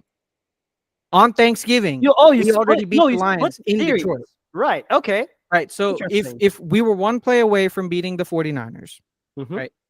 so if we would have beat them, we would have beat the Lions, made it to the Super Bowl, lost in the Super Bowl because the Chiefs are everlasting, eternal, and inevitable. So we would have lost. But we were like 1 or 2 plays away from getting to that position. So that's what I'll say. All right.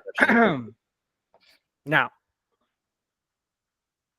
so the way that we can win specifically on the offense is to use a lot of motion and run a lot of under center, because that's exactly what the Packers excelled at last year. They were top 5 in terms of EPA per play under center.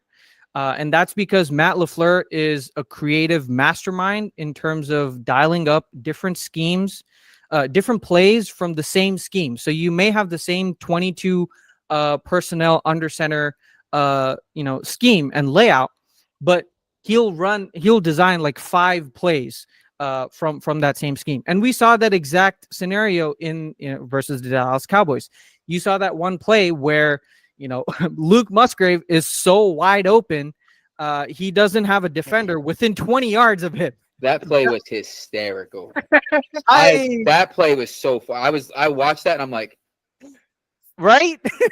I think no. I thought is one of this? the Cowboys defenders was camouflaged or something like that. I'm like blending no, in.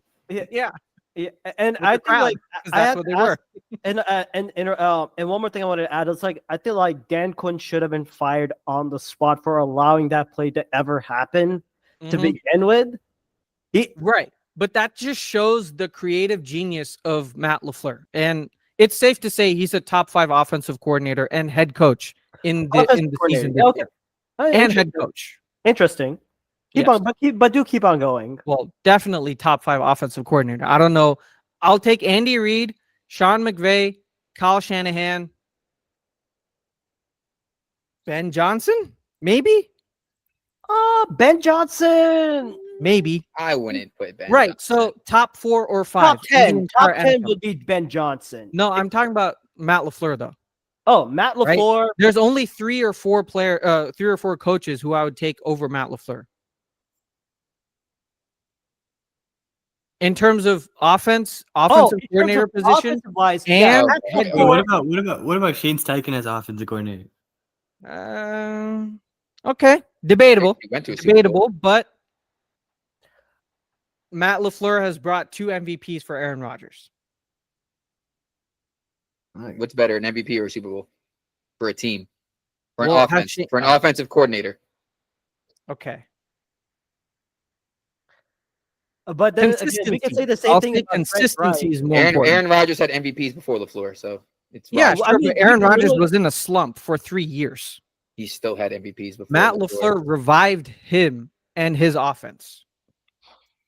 I mean, So I'll Understand. take Matt LaFleur over Shane Steichen. and- and- Specifically, his head I'm coaching. not going to argue that. yeah, no, I know. I think like I do agree with Cozy on this and on this one. Like, yeah, Matt LaFleur over definitely Matt LaFleur over Shane Steichen, because Shane Steichen, his offense is like someone a little bit brand new. Like, I don't know if it like I mean I haven't like gone into like the full like entire history of Shane Steichen's biography or some coaching lineage or some kind of shit. But knowing Matt LaFleur coming from that Kyle Shanahan tree, and or even go further, good old Mark Shanahan, then Mhm.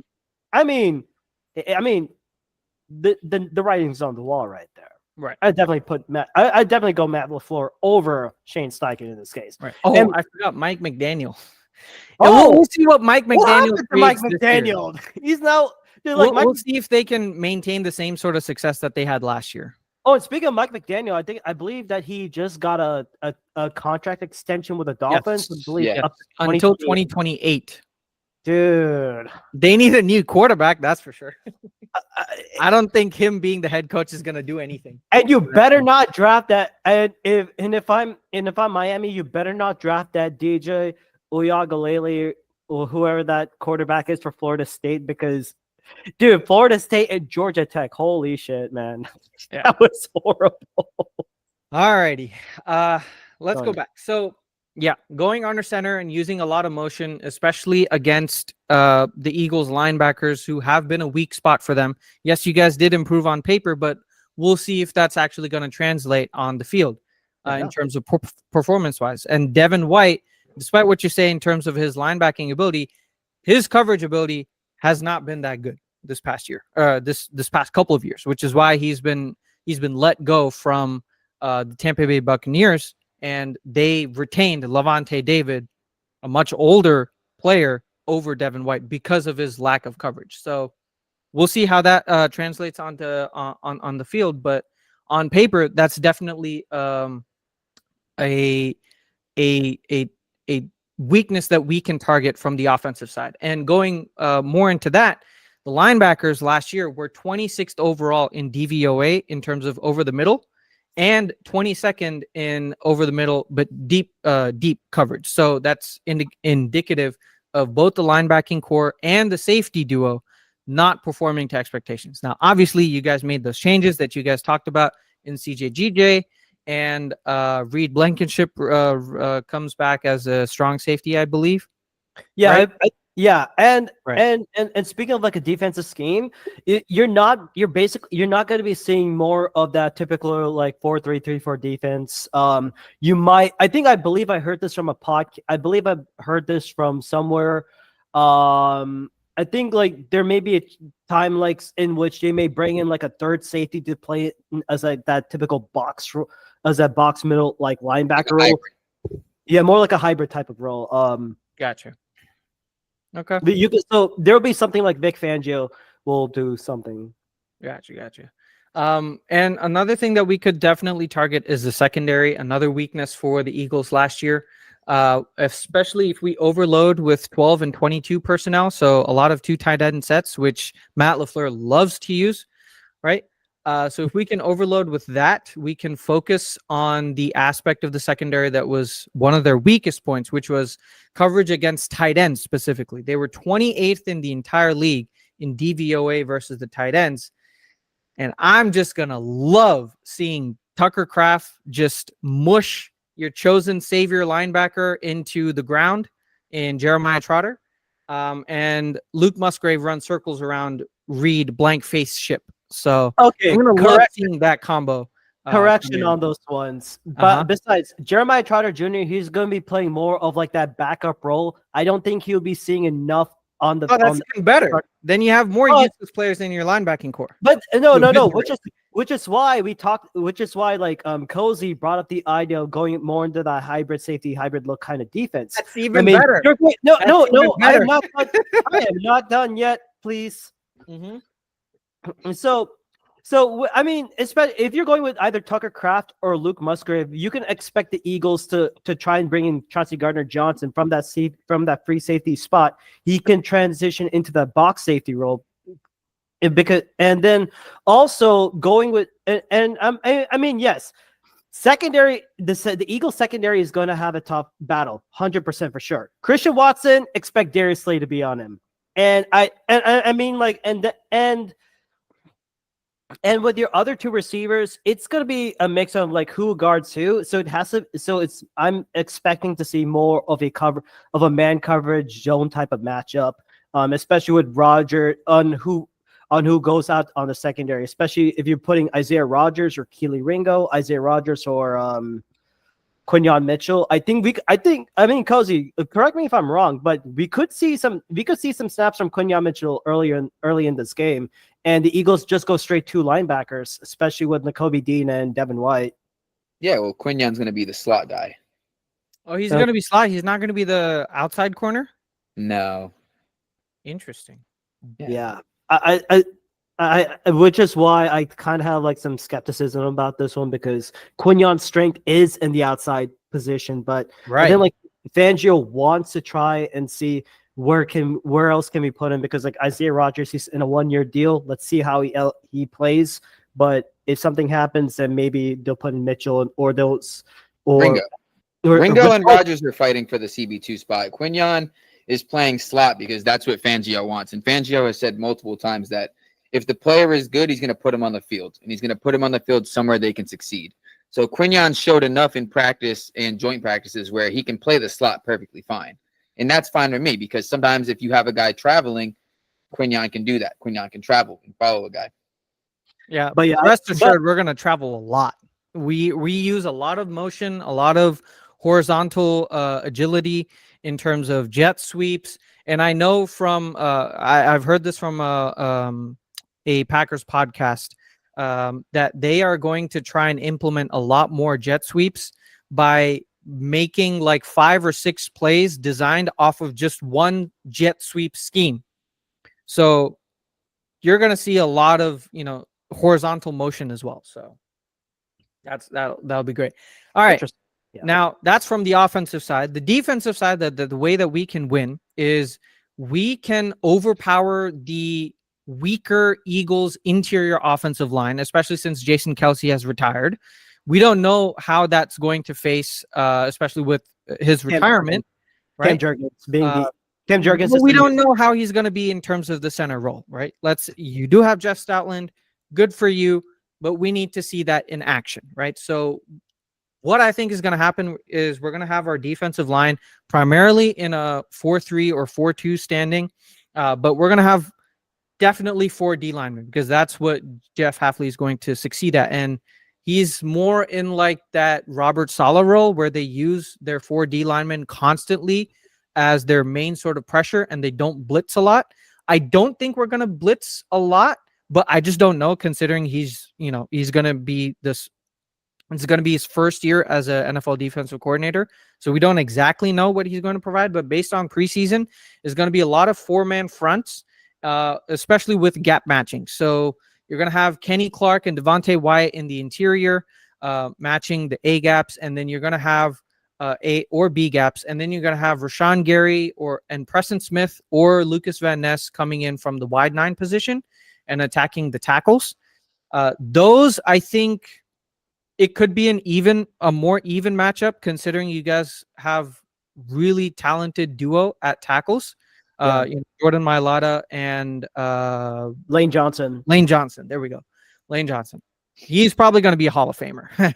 I probably have no doubt in saying that he's going to be a Hall of Famer. So it's wait. I need to do something really quickly. Anna, say it again. Can you say this again? Can you say this again? I have almost no doubt that Lane Johnson is going to be in the Hall of Fame. That Lane Johnson will be a Hall of Famer. Thank you for confirming this. This is going up on Instagram immediately. See, I have to. I'm good enough. I'm a good enough fan that I will recognize and respect talent when they have it on the enemy side. So I will give you guys credit for that. But I'm going to be excited to see maybe Rashawn Gary is going to come inside with some stunts and attack the interior. But definitely we're going to be looking to attack the interior of the offensive line and put pressure on Jalen Hurts, because last year Jalen Hurts was terrible against the blitz. And specifically with pressure in his face. First of all, the scheme was piss poor at providing him opportunities to get rid of the ball. Second of all, he himself just sucked ass, right? When facing a lot of pressure, something that Jordan Love did not have an issue with. And I want to good thing we don't have the same coordinator as last year. And adding on to this point, this is where I'm going to put Fred Johnson on blast, because if you really Ryan Johnson. No, right? Brian Johnson. Brian Johnson. Oh, I'm was getting like, confused. Fred's a defensive player. Because Brian Johnson, he, from what I've heard, he only had 5 offensive plays the entire time. Hell, a high school, a guy on freaking Madden could develop a better play than this And one. you guys ran shotgun 70% of the time. It Yeah, made that's Brian no, Johnson's and what's the Yeah. best? Please, teacher, what is the answer to defending the blitz? Oh, I don't know, an Screen. effing go route. Are you kidding me? Yeah, or No, it screen. was screens. Or It was screen screen. passes. Oh God, death, taxes, and screenplay and screen. I and- have the stats somewhere. Let me try to find it. But just for Yeah, the but- record, in 2022, Hurts' best year, he was phenomenal against the blitz. Mm. Which Because Shane of Shane Steichen? Steichen. Because Which of Shane Shane Steichen? Steichen. Yeah, Yeah. so when you have a competent offensive coordinator, Hurts is fine. He's And shown he's he had fine a through all levels Much of play. better offensive line. Oh yeah. Yeah. Well, the line Oh, is yeah. still good this year. Continuing on. All right. Another thing that I'm excited to see is Jair Alexander. He has been wanting to shadow wide receiver ones for so long, but dumbass Joe Barry had other ideas using him. And plus, he was injured for a lot of the time last year, which is why his coverage ability suffered as well. And I will say that, but I think he has the potential to get his wish this season and lock down AJ Brown. I'm gonna say he's in the mind frame to do that, and he's gonna have the potential and the ability from the defensive coordinator to do that as well. Now, how he's going to recover from his injuries, we have yet to see that, right? Because that's going to be the biggest thing. But he's definitely in that mind frame. He's shown that in the in Packers training camp as well, locking down our wide receivers. But Well, it's also AJ Brown. AJ Brown is a Yeah. completely different beast from any of the wide receivers we have, regardless of how good our wide receiving core is, and it is really good. We have like 6 starting NFL wide receivers who could all be at least wide receiver 3 in any other team. okay, But they are not AJ Brown. I will concede that. or Devontae Smith. Debatable, but yes. Devontae, Or you mean they're not Big. Heisman Trophy level winners in Devontae Smith? Yeah. They're not Fred Biletnikoff winner in wide receiver in like Devontae Smith. Okay. If You just Christian said- you just Watson said is your wide healthy receiver is for a an wide entire receiver season, threes on he other can teams. outperform Devontae Smith. If If he's healthy for an entire season, he can outperform Devontae Smith If he my has the grandma had tools to wheels, she'd match be a bike. Devontae Smith, and he has a better route running ability. okay, well, This is the first time I heard that before, man. let's come back. Okay, let's come back to. I said if my grandmother had wheels, she'd be a bike. Fair point. Fair point. Okay, we do have to see. I know that's one of the biggest issues for Christian Watson is his health and his inability to stay healthy. So But- healthy Jair, healthy Christian Watson. Yeah, Exactly. But I'm actually very surprised. Like, why did you guys let go of Samari Toure? I thought he was. Because our depth is so good, Okay. and we didn't need to carry more than 6 or 7 wide receivers, and we right now are carrying 6 receivers. Okay. So That's why Kelsey retired because he knew Jurgens was fine. fine is not Jason Kelsey- Kelce level. Just so you know, Kelsey handpicked Jurgens out of college and trained him the last couple of years. Okay. Who I else mean, is better? Who else is better to train his own successor than the Hall of Fame Jason Kelsey? But just because you train your successor doesn't mean your successor is going to lead to the same level of output that your predecessor had. If That's- Jurgens gives us half the output Kelsey did, he's still a top 10 center in the league. Top 10. Half. Kelsey was one Okay. overall. What other Yeah, center? but- What other center in the league right now is first ballot Hall of Famer? Creed Humphrey. Yeah, Creed Humphrey. Who else? Yeah. Nobody else. No, I'll Jason Kelce was the number 1 center last year for Now- a long period of time. Now It's Creed Humphrey. yeah. Yeah. All right. So going back, I expect a lot of heavy man coverage from the DBs, especially Devontae Smith getting matched up with Eric Stokes and Javon Bullard as well, from a strong safety standpoint. Found it. Oh, Plus, Not to cut you off. I'm sorry. It's the single season record. 690 screen passes called, negative 26 total yards. wow. I don't know if this is real, but that's what I saw, and I was like, that's insane. That's Yeah. disgustingly. It makes me want to throw up in my mouth. Plus Xavier McKinney, I forgot to shout out him because we have not seen him in the preseason because he doesn't even need to be on the field. That's how good our depth is, right? We've seen him like twice a year, almost every single time. Who? Xavier McKinney. Yeah. He's played against the Eagles multiple times. Yeah. And he succeeded on the Giants defense, which has been pissed. Define succeeded. Okay. He's played his role to a top 5 level. Top 5. As a free safety. He's a top 5 free safety. Xavier McKinney has been like the only decent threat that when he was with the Giants. Right.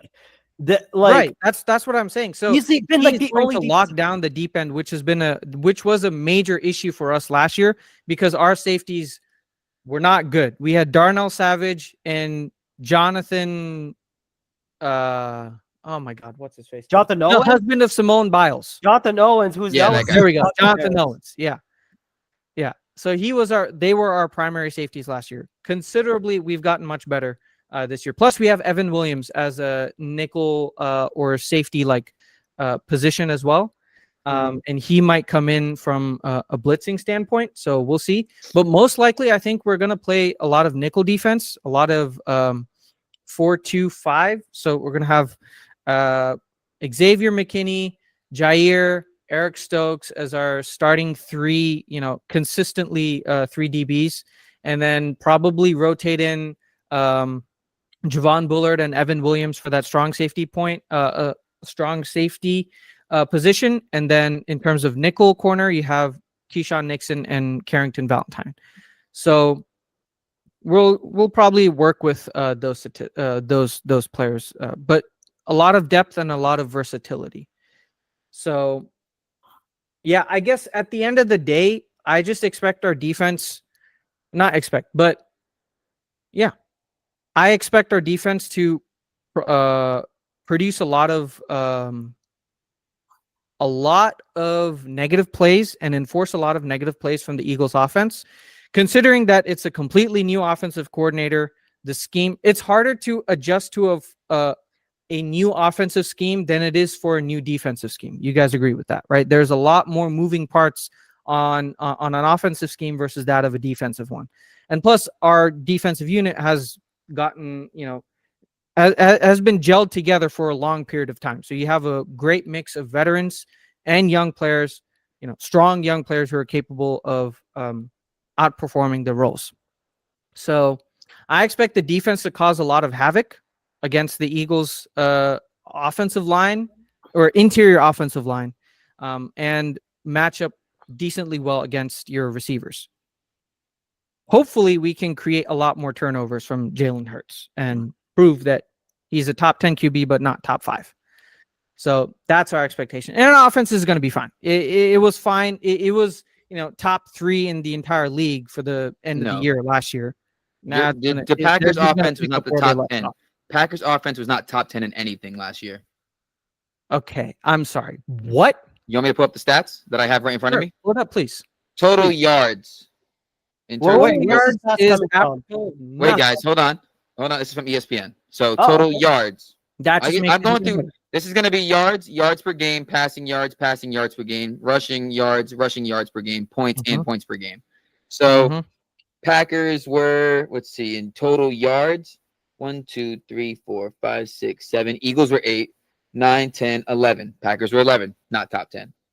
Yards per game. Yards. So total yards. How successful is total yards? Yards per game. Yards per game. How successful is total yards? 1, 2, 3, 4, 5, 6, 7, 8 were the Eagles. 9, 10, 11. 11 again. Yards per game. What was the output of that? What was the output of? So are you saying that you would take the Eagles offense last year than the Packers offense last year? Listen, I'm going off the stats. You said they were top 3 at the end of the year. I'm telling you, they weren't top 10 in anything last year.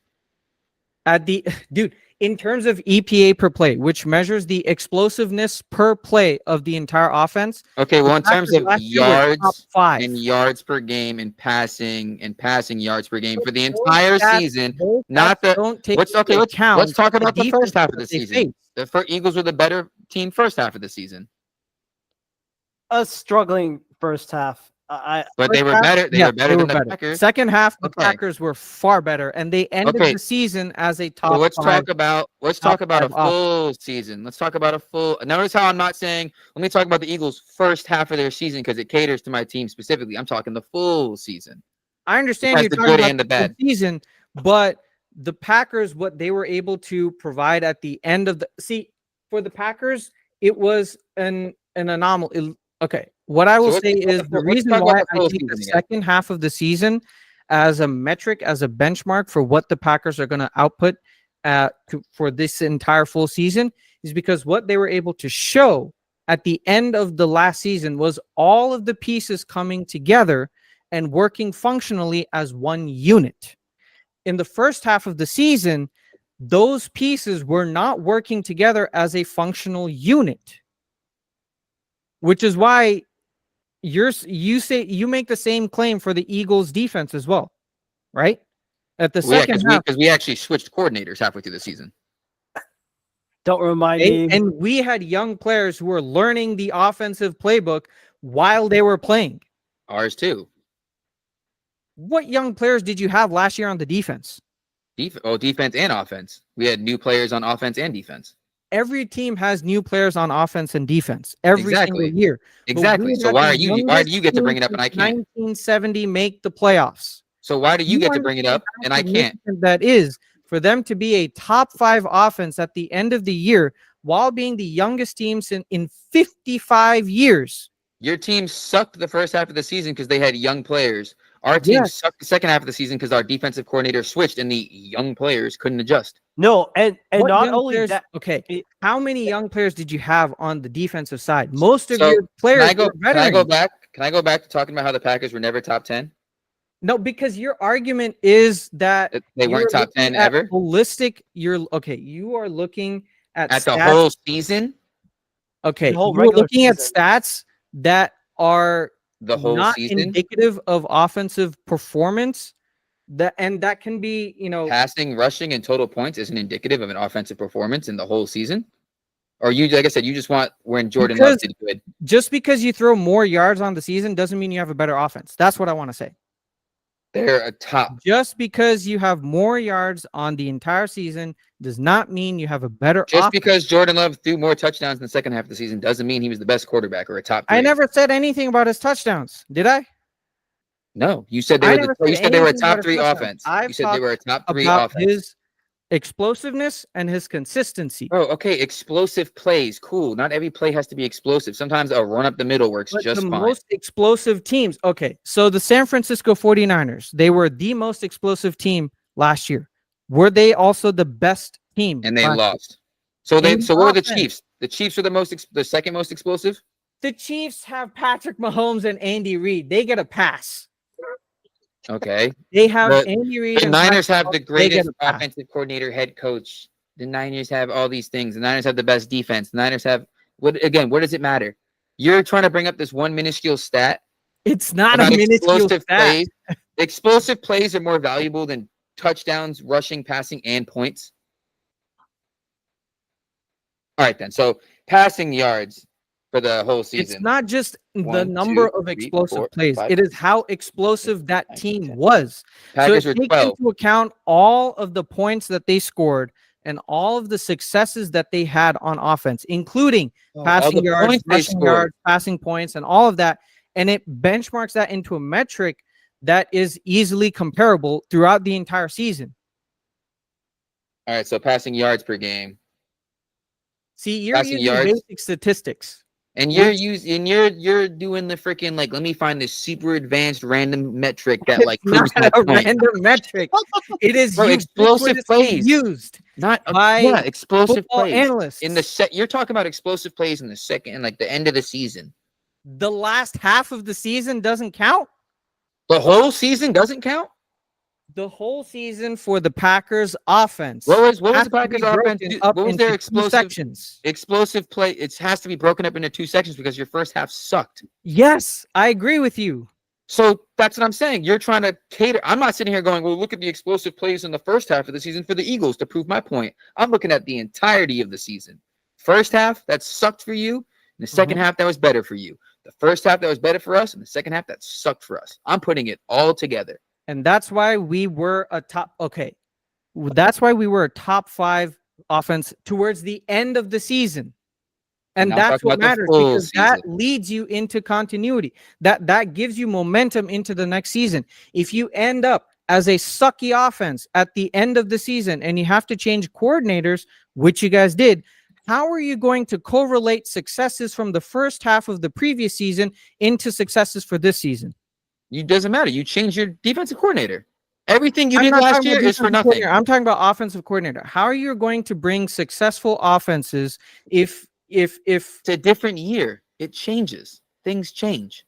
You're sitting there talking about the greatness of your defense and how Jair can be healthy, but you have a defensive coordinator. So all that defensive success you had last year against Dak Prescott, we did not none have of it means have nothing. good success on the defense last year. That Well, was you didn't that have the was greatest Mike offense either McCarthy being because dumb. you weren't top 10 in anything. All right. I'll let you have your spiel. I know what's going to happen on Friday. The Packers are going to win. I'll be happy. Okay. Because they have all these things, but they were never top 10 last year. Nah, bro. You can't just use You can't just use the stat I don't statistics. like that determines the entirety of the season. That's not fair. Okay. By the way, Eagles were top 10 in points and points per game last then year. ask me this question. Are you still going to take the Eagles offense over the Packers offense last year? Yes. Really? Why Yeah. did they fail? In Because the playoffs, our when defense. it mattered. Why did they fail in the playoffs when it mattered? The team was gassed. The offensive play calling by Brian Johnson was atrocious. Mhm. We won those 11 games strictly off talent, not by play design. Okay, so based off of last year's success, you would still take the Eagles offense over the Packers offense? I would still take the Eagles offense off. Yes. And I'm not going to argue with you because you clearly don't see reality. You mean clearly reality? don't We had a see reality. shit coordinator. It makes no sense to argue with someone who just, We have a new offensive coordinator in Kellen Moore, who Kellen Moore has actually led a number 1 offense. LaFleur hasn't. What? Correct, So correct. LaFleur led a Cowboys number were 1 offense in number one 2020. LaFleur Back led a in- number 1 offense in 2020 with Aaron Rodgers, Yeah. but never again after that.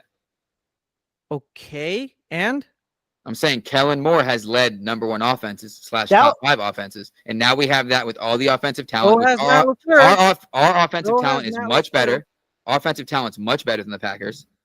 That's a fact. Okay. You have like 3 By players who are name- better than the Packers. Our Okay, offensive so line, A.J. Brown, is Devontae better. Smith and Saquon Barkley. Well, actually, your offensive tackle. So let's say 5 players. That's pretty good. That's pretty Offensive good. ta- Okay. What do you have, a better wide That receiver 3 than doesn't us? indicate offensive success. Just because you have good players doesn't mean you're going to have a great offense. It can be a correlation, Yeah, but it you can be a still need correlation. everything to come together. And Kellen Moore last year was not successful with the Chargers. Well, the Chargers. Okay. The offense reason why sucks. the reason why that the Chargers offense was so bad is because Justin Herbert, not only was he injured, I think he injured like his other middle It has finger. nothing to do with Kellen Moore's And team. not only with Kellen Moore's scheme, who were his weapons? Eckler, who got released. Keenan Allen, who was injured Shit on the offensive defensive line.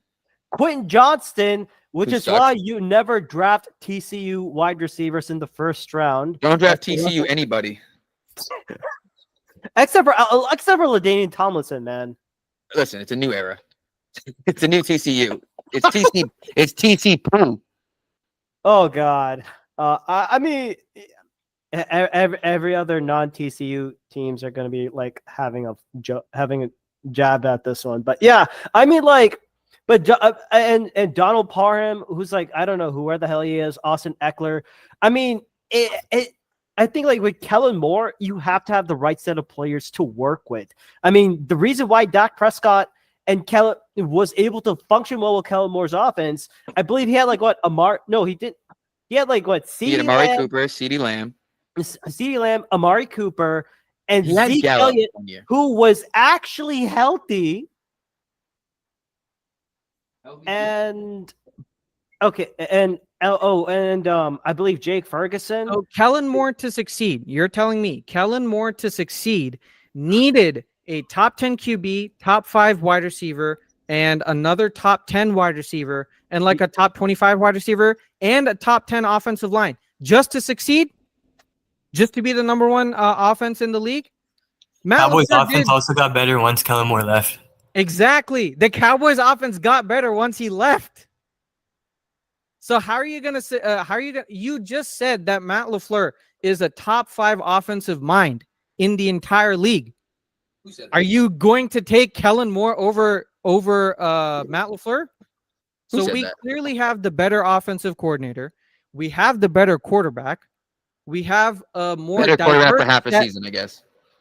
We have a better quarterback. For half We a season. have a more diverse set of weaponry. You guys have great weapons. You have like two or three great weapons. What is we have a more diverse set of weapons mean? That's just a nice way of saying your wide receivers aren't as good as ours. We have you a drafted deeper 3 wide tight receiver ends. core. A deeper what do you mean deeper wide receiver core, bro? Okay, What okay. do you mean by that? This is You have okay, six, okay, you have means 6 more instead of players 5. are capable This of is- coming up in clutch moments than other players. So if we were to let's say if we were to lock down AJ Brown and Devontae Smith, who do you What? have? I would We have trust Jahan Jahan Dotson. I would trust Jahan Dotson. I would trust. First of all, you Dallas have to Goedert. lock up AJ Brown And Devontae Jahan Smith. Dodson is just coming in as a new receiver in this scheme.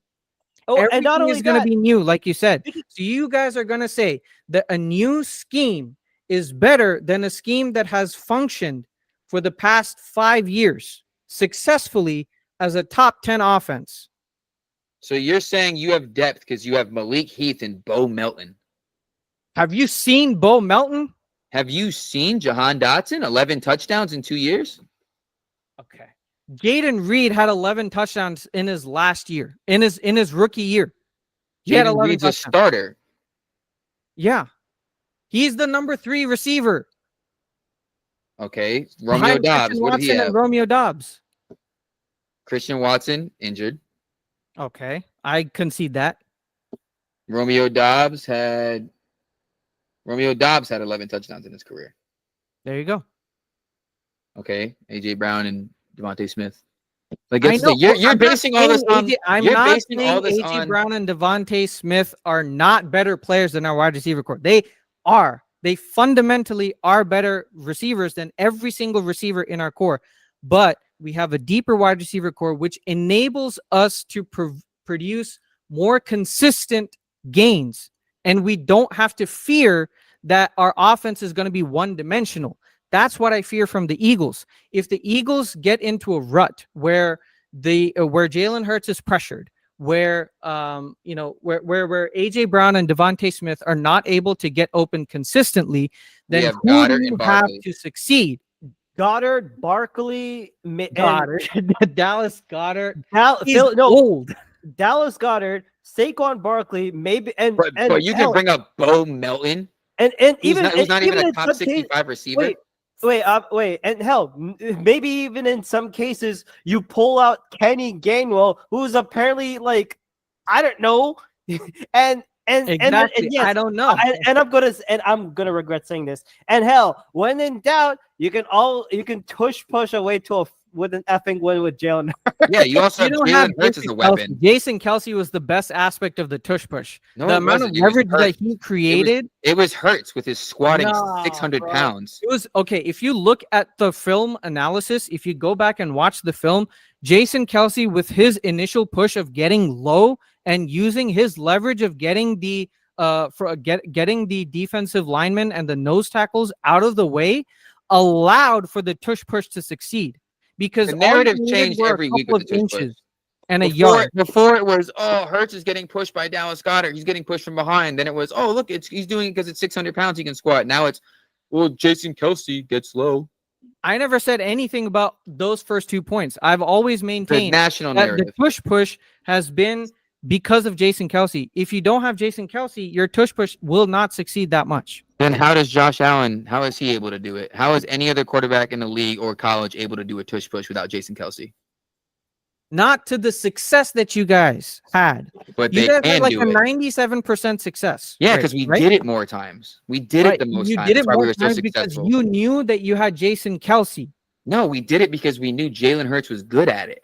Bro, come What do you on. mean, bro? What do you mean? So, Come on, so that means Josh telling Allen me should try it more times and they will succeed just as much as it's possible. the We Eagles? won't know.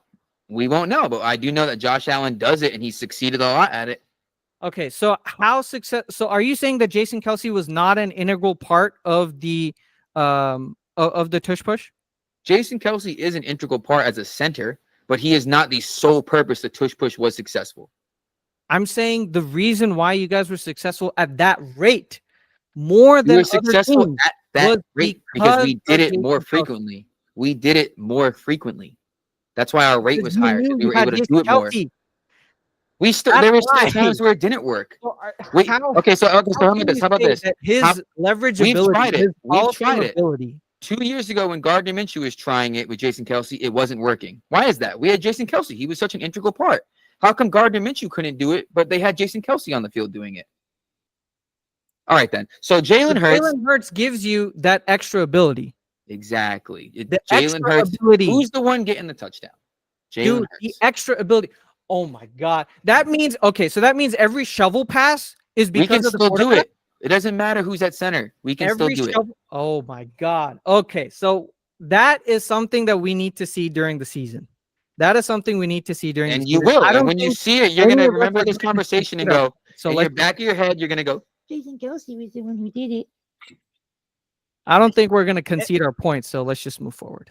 All right. Because we don't have all day to do this, unfortunately. I do. You do, I don't. I'm busy. I have other things. I'm in my life. messing I with you. don't I'm have messing with time you. to just, sit down and squabble This about is why our we team. have NFL Masala, Anand. Hmm? This is why we have NFL Masala. We could do this all day, baby. You guys can, I just don't. Anyway, you guys continue with the Eagles. All right. With that being said, now is the Eagle. Now comes the Eagles part. This is going to be and I'm going to say this as like we could all say like we're super excited with a brand new set of offense and defensive coordinators, especially the likes of Vic Fangio and Kellen Moore, defensive and offense respectively. And I pulled out some images from Elliott Shore Parks. Yes, that source. See what I'm doing right there, folks? That source, that is ESP. It does have some valid points, but let's break it down. Some of the weaknesses, some of the strengths that the Packers will definitely have is, it is definitely number one. Their offense is going to be around Jordan Love, and this is where how do the Eagles defense go? How does Vic Fangio scheme up against this type of a Jordan Love offense, especially when you're seeing when he has mentioned that the Packers may go with a combination of two tight end sets, 22 or 12 personnel. I think this is a part where the Eagles may go into more of that hybrid formation. Cozy, any thoughts on this one, my friend? On how Vic Fangio will stop this Packers offense? What can the Eagles do to fight this one? I think Vic Fangio is going to look at the play calls that happened last year that caused Packers to lose against the Niners, and he's going to look at those schemes and see how Shanahan and that defense schemed against Jordan Love and what mistakes he can make. And then they're also going to look at the first half of the season, not the second half, of what other teams did against Jordan Love that caused him to be not as successful with his deep offense.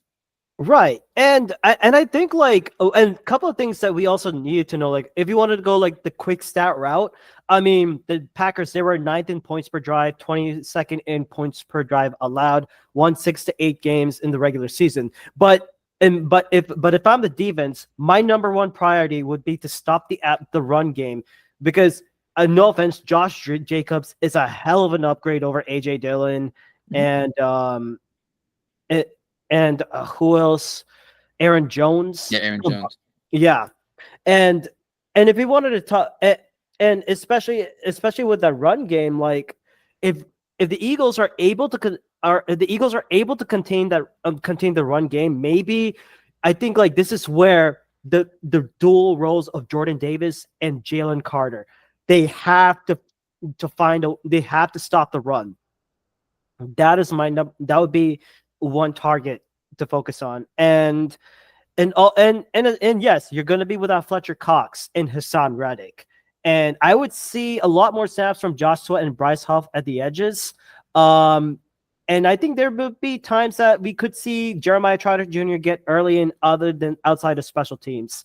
But against a run, I would say Fangio will go more of a 2 or 3 traditional linebacker set. Probably go White, Nakobe Dean, and I maybe Zach Bond. Most likely. I think you're going to see a lot of blitzing from Dean if he's on the field.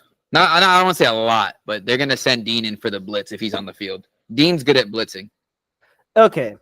And in terms of the secondary, I think this is going to be the biggest factor on the difference between the Packers and the Eagles outcome. I think that's going to decide. This is going to decide one of the factors that will decide this game. How the Eagles secondary will face up against the Packers wide receivers. And if you want to pull out the depth chart table, let's go ahead and do so. I have it updated, and I don't know if I can pull this off, but I am going to share my screen and see if this works out. I'm like, what are you pulling? I did not. No, I don't. No, I'm not sharing you the login details on all that stuff. No, hell no.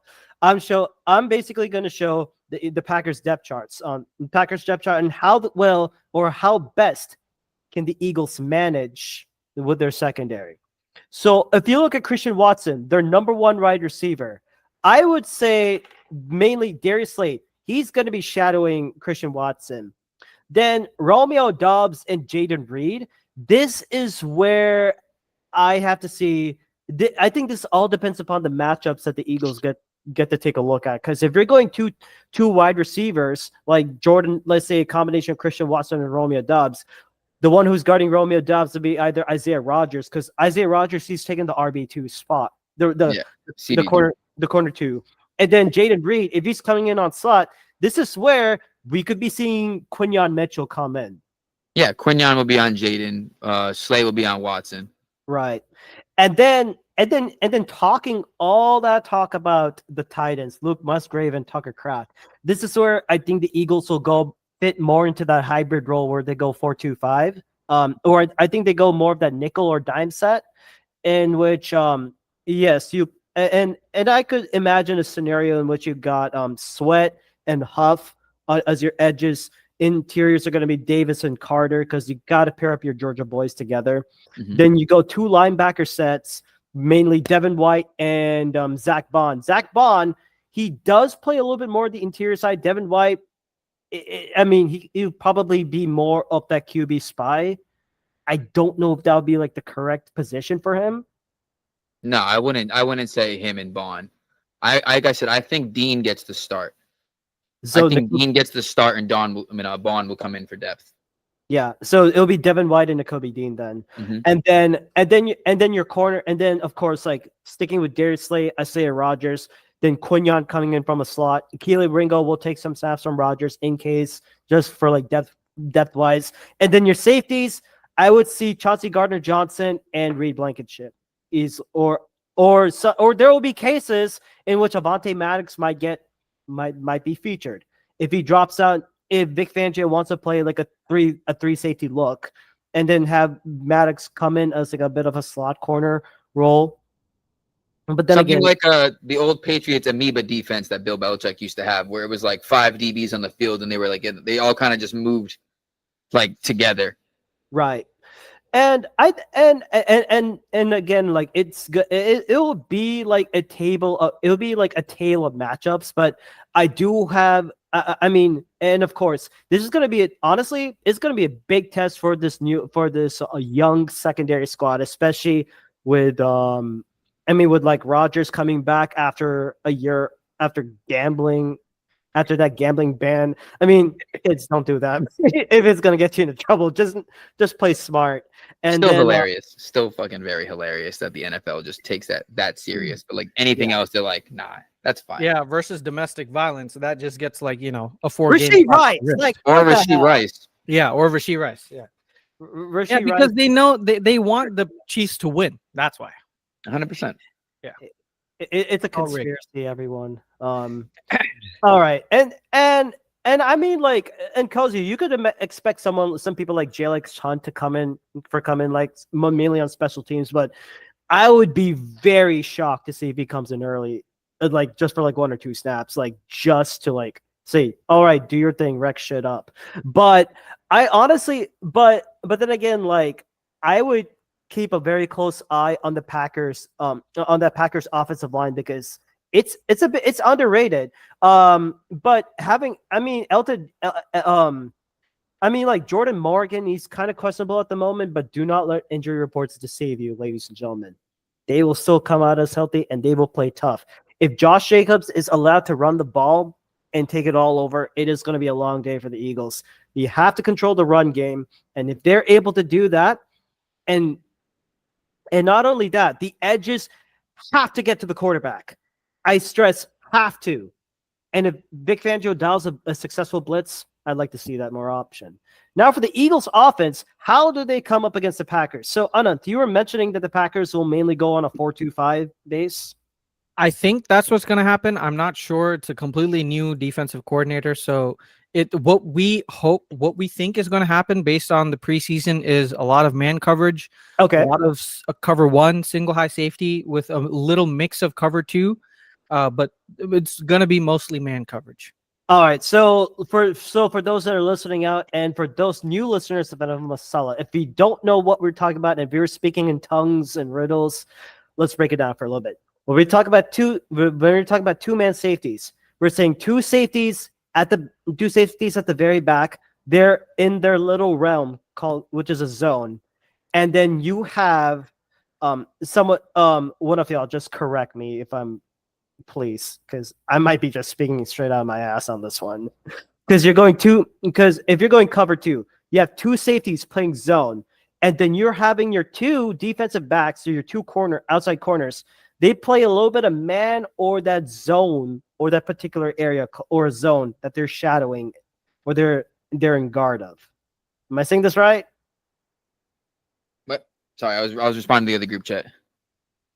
No, you're good. No, I was just trying to explain, like for a cover 2, you're going 2 safeties, and then you have we actually have breaking the Makidar news. Okay. We have breaking the Makidar news regarding about the Ricky Pearsall shooting. I know we didn't talk, but I'm actually honestly. I am really relieved to talk about this, and I'm very happy to say this, that the hospital and Ricky Pearsall's mother has said that the wide receiver is in fair condition. The bullet has missed vital organs. Thank God. Good. That's good. Thank God. Fuck the Niners, but I'm rooting for Ricky Pearsall's success. Yeah. If he does good in this league, I'll be happy. Yeah, wasn't he at like a signing event or something? He was at a signing event. The idiot tried to take his watch. Yeah, that's just unfortunate. And actually this and of course, like I know there was like another bit of tragic news that happened like near the Philly area, but it was about this two hockey brothers passed away from that drunk driving crash. Thoughts and prayers out to them. That's all I'm gonna say. But back on defense, because back on defense on this one. So you're saying you're mainly going to go 4-2-5, a bit of man coverage, correct? Yeah. Okay. AJ so thrives against man coverage, and I think this is where like Cozy, I think thank you, Cozy. This is why I need you for stuff like this. So we can expect. So we can expect like Jair Alexander to mainly go up against AJ Brown. Eric Stokes, from where he was, but then having like Eric Stokes after going up against, so we're looking at Eric Stokes against Devontae Smith. It's going to be a very easy matchup because Stokes back in Georgia, he's played against Devontae Smith especially in that one college football game. Devontae Smith was responsible for one of the game-winning touchdown with Tua Tagovailoa coming in that game. But college is college, professional is professional. It'll be very interesting to see how Devontae Smith goes up against Eric Stokes. Javon Bullard, I am so pissed that the Eagles did not get him. I am so pissed because I would love to see Javon Bullard on that team, but we're okay with it apparently. But I think this could be a time in which like like not knowing about Zach Keatley, right? No, Jeff Hafley. I mean, one thing I can expect for sure is the Packers to bring pressure, especially with having Preston Smith and Rashawn Gary. I believe this entire Packers defensive line. I have a stat from Elliott Shore Parks. I'm saying this out of my mouth. I can't believe I'm saying this, but the four combined for 30 sacks and 141 QB hurries last season. And this, I think, is going to be a big test for Cam Jurgens and Mekhi Becton. Mekhi Becton, who took over Tyler Steen's spot on the right guard position. I'm still shocked to that thing. I thought like Steen would have that secured, but it looks like they're going more with Becton just for that versatility and that depth. Right. That's why I think he might install some stunts where Rashawn Gary comes in from the wide 9 position and attacks Cam Jurgens, and then that means Kenny Clark can then attack the weakest link in your offensive line, which is Mekhi Becton. Yeah, and Mekhi Becton Clark is our best defensive player, hands down. Okay, and no, which is what I can like. I mean, like looking at the matchups, I can visualize something like this. So, in order to help this, I mean, you got to start with the run game, and I cannot wait to see Saquon Barkley run the ball with an actual efficient offensive line. You don't need to do too much of the work, Saquon. Let the first touchdown of the game, Saquon Barkley. That's my biggest worry is Saquon taking over the game. Yeah, and you know what? I actually have a prediction for this game based on what the coverages I've been seeing with the Packers and what you've told me, and looking at the and looking at both depth charts. I think this is a game for Dallas Goedert and Jahan Dotson to break through. I doubt. I mean, AJ Brown will get some of his shares, but Jair Alexander, based on his health and based on his playing ability, I think he's not going to get that much looks. He will get some looks, but he's not going to get that much amount of targets. Devontae Smith, he could be bracketed, especially when you have like Eric Stokes coming in and then, oh, wait, hey, hello, Xavier McKinney here. I would like to say hi. So, so we could see something. So we could see that. And plus, Xavier McKinney has familiarity playing against the Eagles. He will probably have, and I mean, playing against Kellen Moore. This guy was up against the Cowboy. This is basically you got him as to be your NFC East spy. Now that I think about it, yes. But this is where I think like this has to be the money game for Dallas Goedert. And yes, I have a bold take on this one, Cozy, or a beat the dome moment. I think Jahan Dotson will get a touchdown this game. Because of what the coverage is showing, I think Jalen Hurts is going to be targeting a lot of Jahan Dotson and Dallas Goedert. Jahan Dotson jet sweep. Jahan Dotson jet sweep in the red zone. Ooh, I could see that. Or it could be like a shovel pass jet sweep too. Because I could definitely see some motions from, especially if you guys run like shotgun formation, and you have Saquon to the right of Jalen Hurts. Yeah. You have probably another. I think who's hot take. Philly special with Jahan Dotson and Barkley. Oh my goodness! If that happens, that would be flip. You guys would be ecstatic for that one. I'm not gonna lie. I'd be like, this is a touchdown. Great. Enough of the fucking trick plays. Just fucking score. Yeah. But I mean, enough of this shit.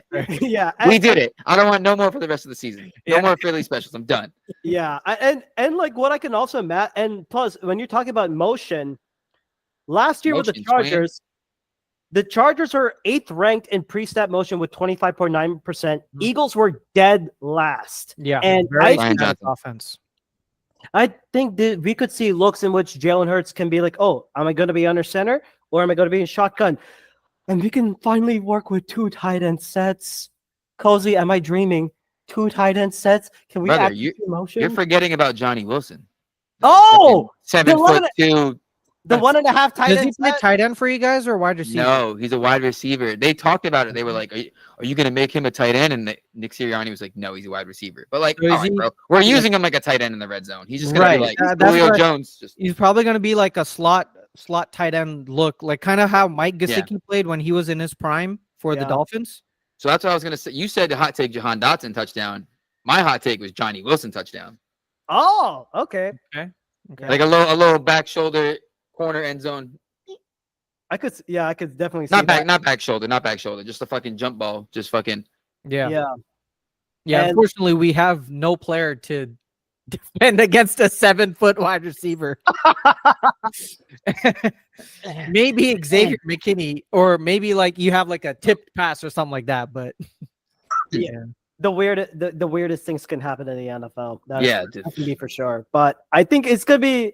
But I think with that, I'm kind of confident, and I'm actually excited for this offense to take over. Defense, you know what? I have a bold take on this one. This is gonna be a Big 12 shootout. I can imagine this. So I don't think we're gonna like blow the Packers out. I'm not saying. Oh no, it's gonna be a very close game. 50 ball. I think it's gonna be like 32-28. I think it's gonna be close. I think it's gonna be one of those like back and forth, and then like the last quarter is when like I think Hurts marches down the field. Oh, first of all, the kicking situation, Elliott is much better. Oh yeah, no, I agree. I agree. Elliott is much better than whoever. Elliott might get like 3 field goals. And we just got a rookie kicker. So and I also want to ask y'all this: how are you feeling about the kicking situation? Oh no, I shouldn't have said that. Like the kickoff rules. I should have said that. I love it. I personally love it. Oh, Keyshawn Nixon was specifically retained for this. So we're gonna see, hopefully, with Rich Bisaccia being a really good special teams coach. Oh, 100%. Hopefully we can see some creative plays with this new kickoff rule, and the fact that we retain Keyshawn Nixon for this specific reason. So I'm excited for this kickoff rule. Britton Covey. I mean, yeah, Covey's been making some strides, so I'm kind of excited. So I'm excited about the Seagulls offense and this defense. I know it's definitely going to be a new look, but it is going to be one hell of a game. Did Aaron Judge hit a home run? Oh, sorry. Sports betting. No worries. All right. So Isaiah Rodgers, look away. Too soon. Alrighty, so that's going to be it for this specific game. I want to thank you, Cozy, for coming on to the show. I know we had a lot of battles, and I'm really excited to see. Really excited to see this game and what the result is, and hopefully we can get you on for the reaction of the game as well. We'll see if we have if time permitting. I'm down. But also, would you want to be part of the NFL team draft that we do as well, which is the third time that we're doing this now? What do you mean NFL? Like a fantasy draft? Yes. So it's a fantasy draft of us choosing teams, of drafting teams like we do with drafting players. And each of these teams have specific points attached to them based on how they perform at the end of the year. So for example, if you win the division, you get like 10 points. If you have like a NFL MVP on your roster, your total score is multiplied by 1.5. Right, so we do something. Is it something I gotta like stay with through the whole season? No, this is a one thing, kind of like a best ball draft, where you just draft once and then you just see at the end what happens. Maybe, because I'm already in 3 leagues right now. I don't know if I want to be. No, this isn't anything serious. I just put it on like. We're just like doing this all for fun. We just do this for fun, just to see how we think about where the NFL is in terms of which we think is an ascending team, which is a descending team. Like last year, I foolishly picked the Giants to make the playoffs and be a playoff team based off of the previous year's success. That was, one of the biggest issues that I had. But luckily, I think I had the Packers on my roster as well. So no, I had I stole the Packers. Oh, you had the Packers. Yeah. I stole I had the Texans and the Colts. The Colts failed on me, but the Texans got for me. So I'll have Rock send me that, and I'll look more into it. But it doesn't sound like something I wouldn't do. Yeah. Okay. Because we were gonna do that towards the end of this episode, like live. Oh, Yeah. okay. That's why. So if you wanted to stay, you could stay. It's only going to be like 10 more minutes because we just have to talk about the Masala games of the week that we have. That's all. Yes. All right. So you want me to just pop out and then like Rock will text me and I'll pop back in? Sure. If you want, or if you want, you can comment on the games that we are going to talk about as well. Okay. If you're up do to it. Yeah. All right. So that's going to be it for the preview of our games now, or game. Now we're going to talk about the Masala games of the week. So for me, I have the Texans versus Colts that I selected. Oh, I think that's gonna be a that's good going to matchup. be an indicator of who's going to win the AFC South. Because for me, Okay. the Jaguars are not going to win it this year. I just don't think they've shown enough success. Wait, there was a word that you described the Jaguars. What was that? It started with a D. Abhishek said this before. What was it called? Dumb. Dog shit. Oh. Dog shit. Exactly. So Poverty perfect time. franchise. Yeah. Yes. So yeah, I just don't think they have the capability to win this year. Now, especially with the Texans and the Colts here. So I think this game is going to be decided by how Anthony Richardson recovers from his injury. If we know what Shane Steichen can produce and the offense that he can produce, but Anthony Richardson, given how he played for those 4 games, it wasn't that his statistics was anything spectacular, right? He wasn't statistically excellent, but it was really the fact that he showed flashes of promise that was sadly snuffed out because of his injury. So hopefully, I think Shane Steichen can groom Richardson to be potentially better than Jalen Hurts was that year with Shane Steichen. Because Anthony Richardson definitely has the same abilities that Jalen Hurts has. He has a rocket arm. He has really good mobility. He doesn't have the same, 600-pound squat strength that Jalen Hurts has, but he's a pretty tough dude. Yeah. So I think Shane Steichen with his offense, he can, if Richardson can be healthy and he can recover from his injury, he can produce better than what Jalen Hurts did this year. You guys went to the Super Bowl. So that's all good. That's the way that the Colts would win, is if Richardson can get back to his pre-injury form. Now for the Texans, the way that I think that they're going to win is for them to attack the interior offensive line for the Colts, because unfortunately for them, the Colts had the 26th ranked pass block win rate by ESPN, and they were middle of the pack in terms of overall sacks allowed on the entire season.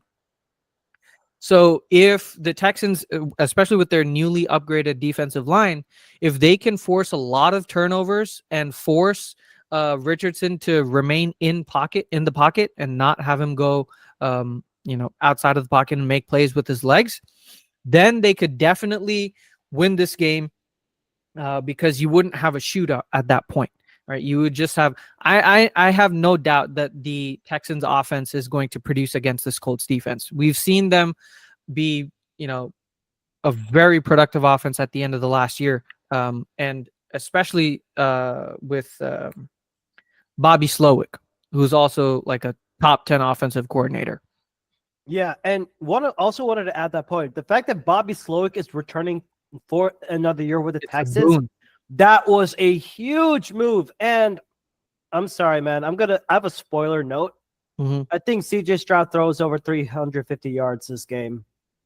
Yeah.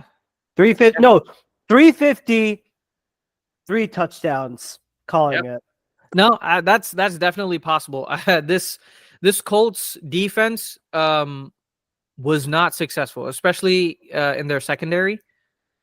Now, their pass rush is something to be feared, especially with Kwity Paye, I believe, is still there, and DeForest Buckner.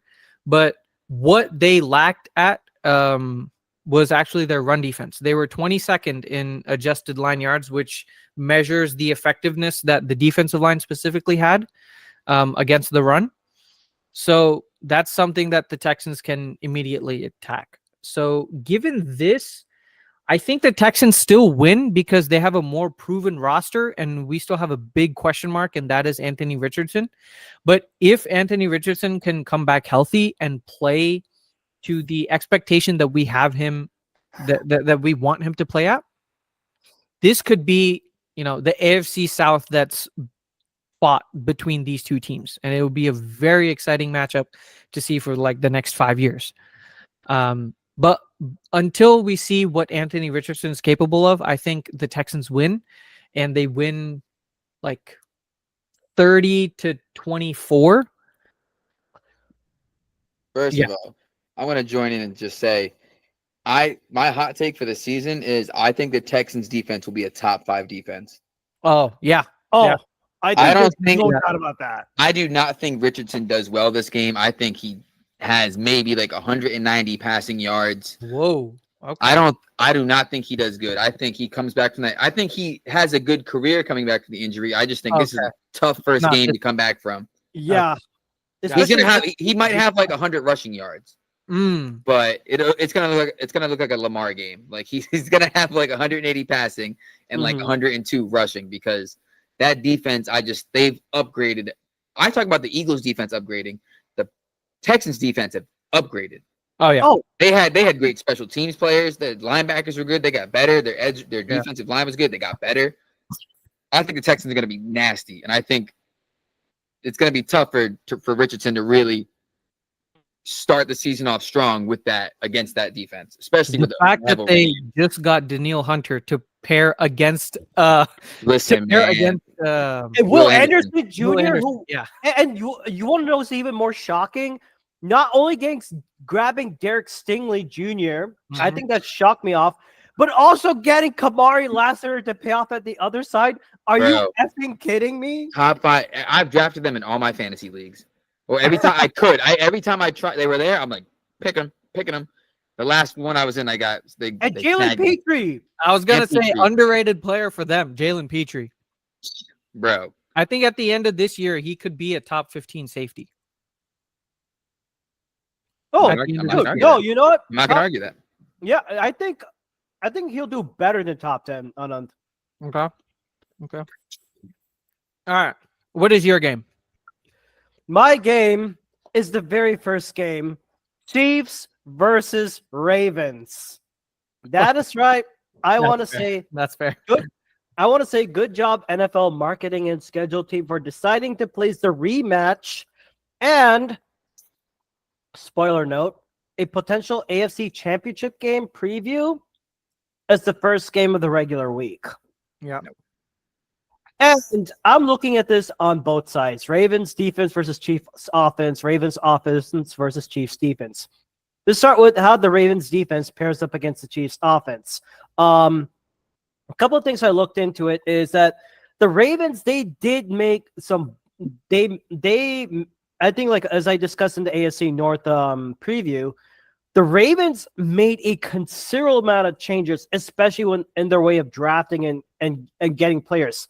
Yes, they're still going with Marlon Humphrey, and of course, I believe one of the best safeties ever in Kyle Hamilton. In this, no. I mean, like from last year, I thought like Kyle Hamilton was like my favorite. Like, it was basically one of my favorite players, like coming out of that Ravens defense. He's the top 5 safety. Top 5. Oh, easily.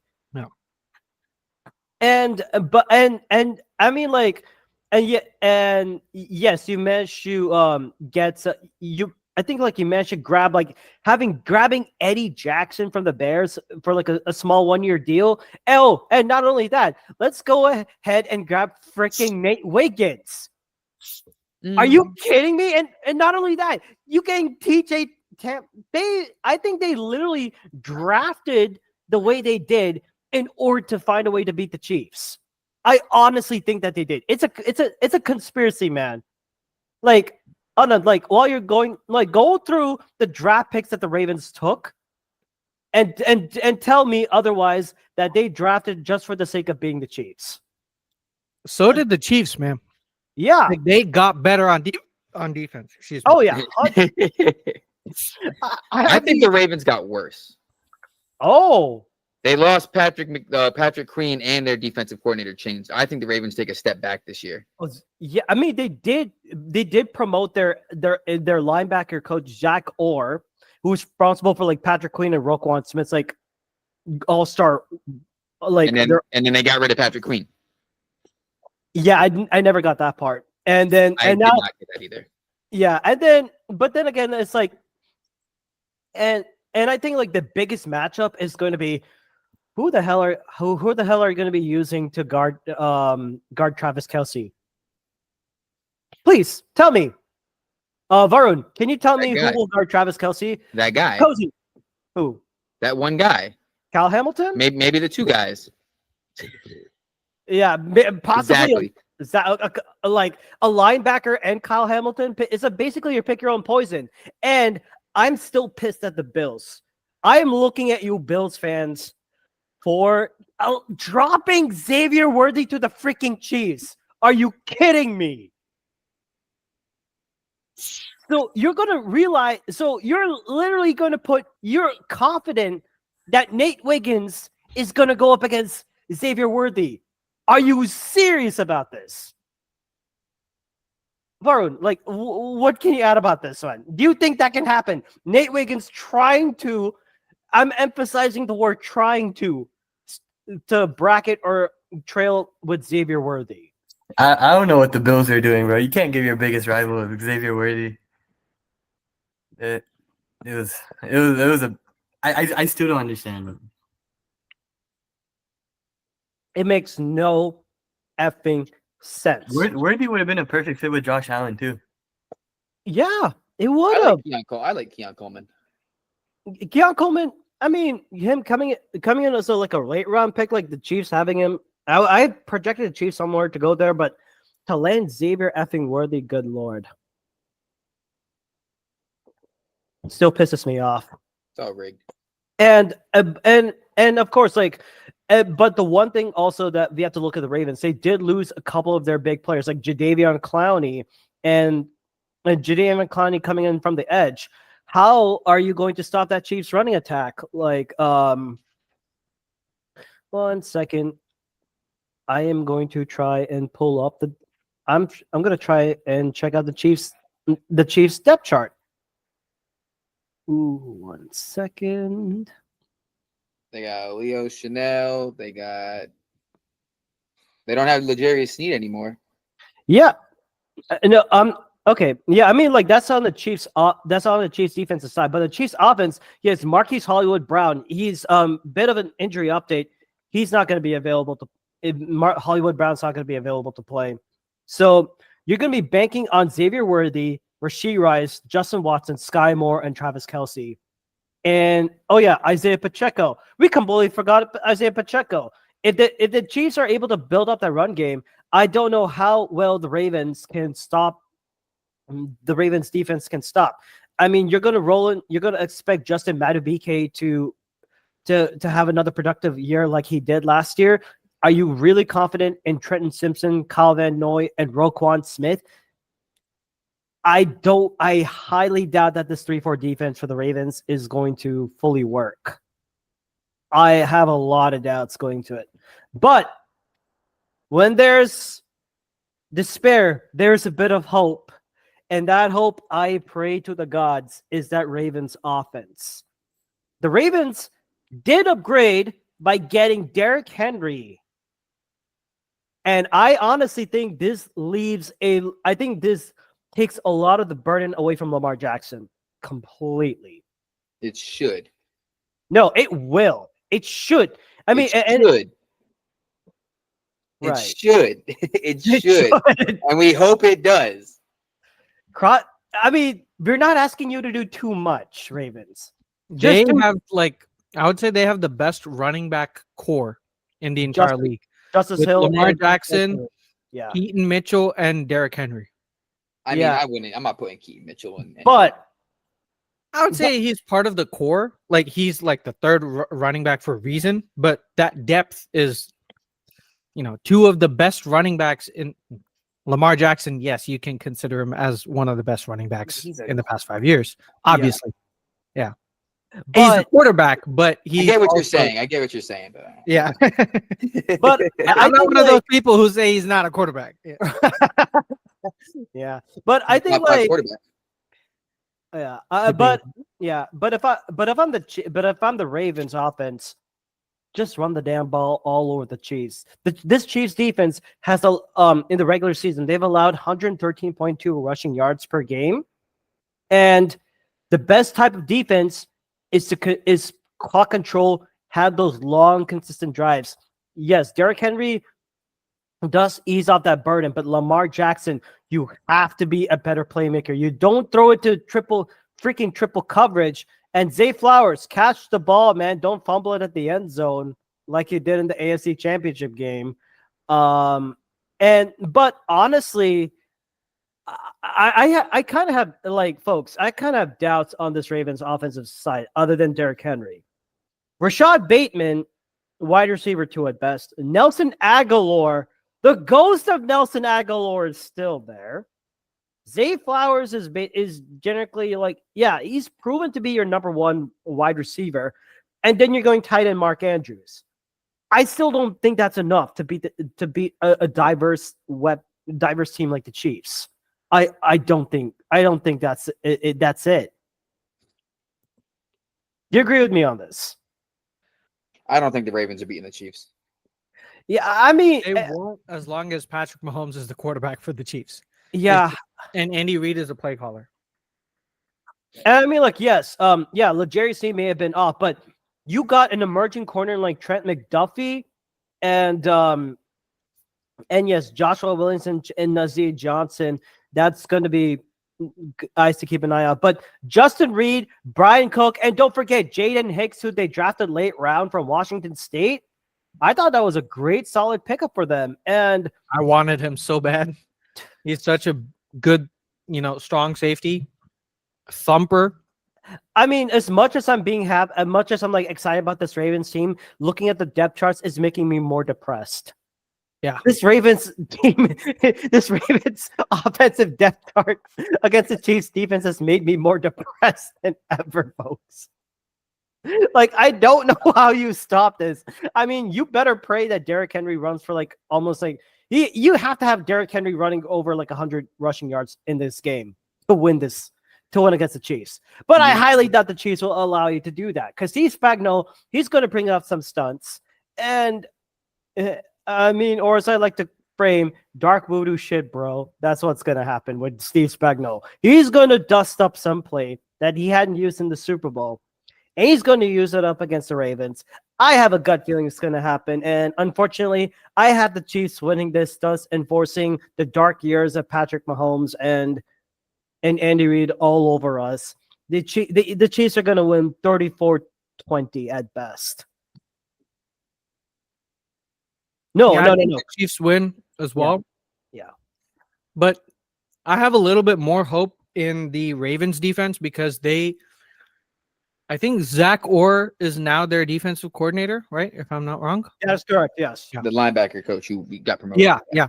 So I think he's going to maintain the same, or at least to 90% of the level that Mike McDonald had. And if that means that they can hold the Chiefs to 24 points, I think the Ravens have a shot, but I still think the Chiefs win 24-21. Yeah. But it's going to be a close because I have a little bit more hope for them, especially Greg Roman's offense. Not Greg Roman. Todd Monken's offense year 2. Yeah, Todd Monken's offense in year 2. I have a little bit of hope. What about you, Varun? You've been pretty silent. You've been silent for a while. Yeah. I've just been listening, bro. I like the Chiefs too. I just don't. It's like Patrick Mahomes is just the one thing Lamar Jackson cannot beat. Lamar Jackson's taking the league by storm with his winning percentage. I just don't trust him to beat Mahomes. So I'll say 27-24. I think the Chiefs pull it out. Got you. Yeah. I would not be surprised. What about you, Cozy? If the Ravens didn't get rid of I keep saying McQueen. If the Ravens never got rid of Queen, I would take the Ravens. They got rid of Queen. I think Chiefs take. I think 24-21 is maybe even 27-21.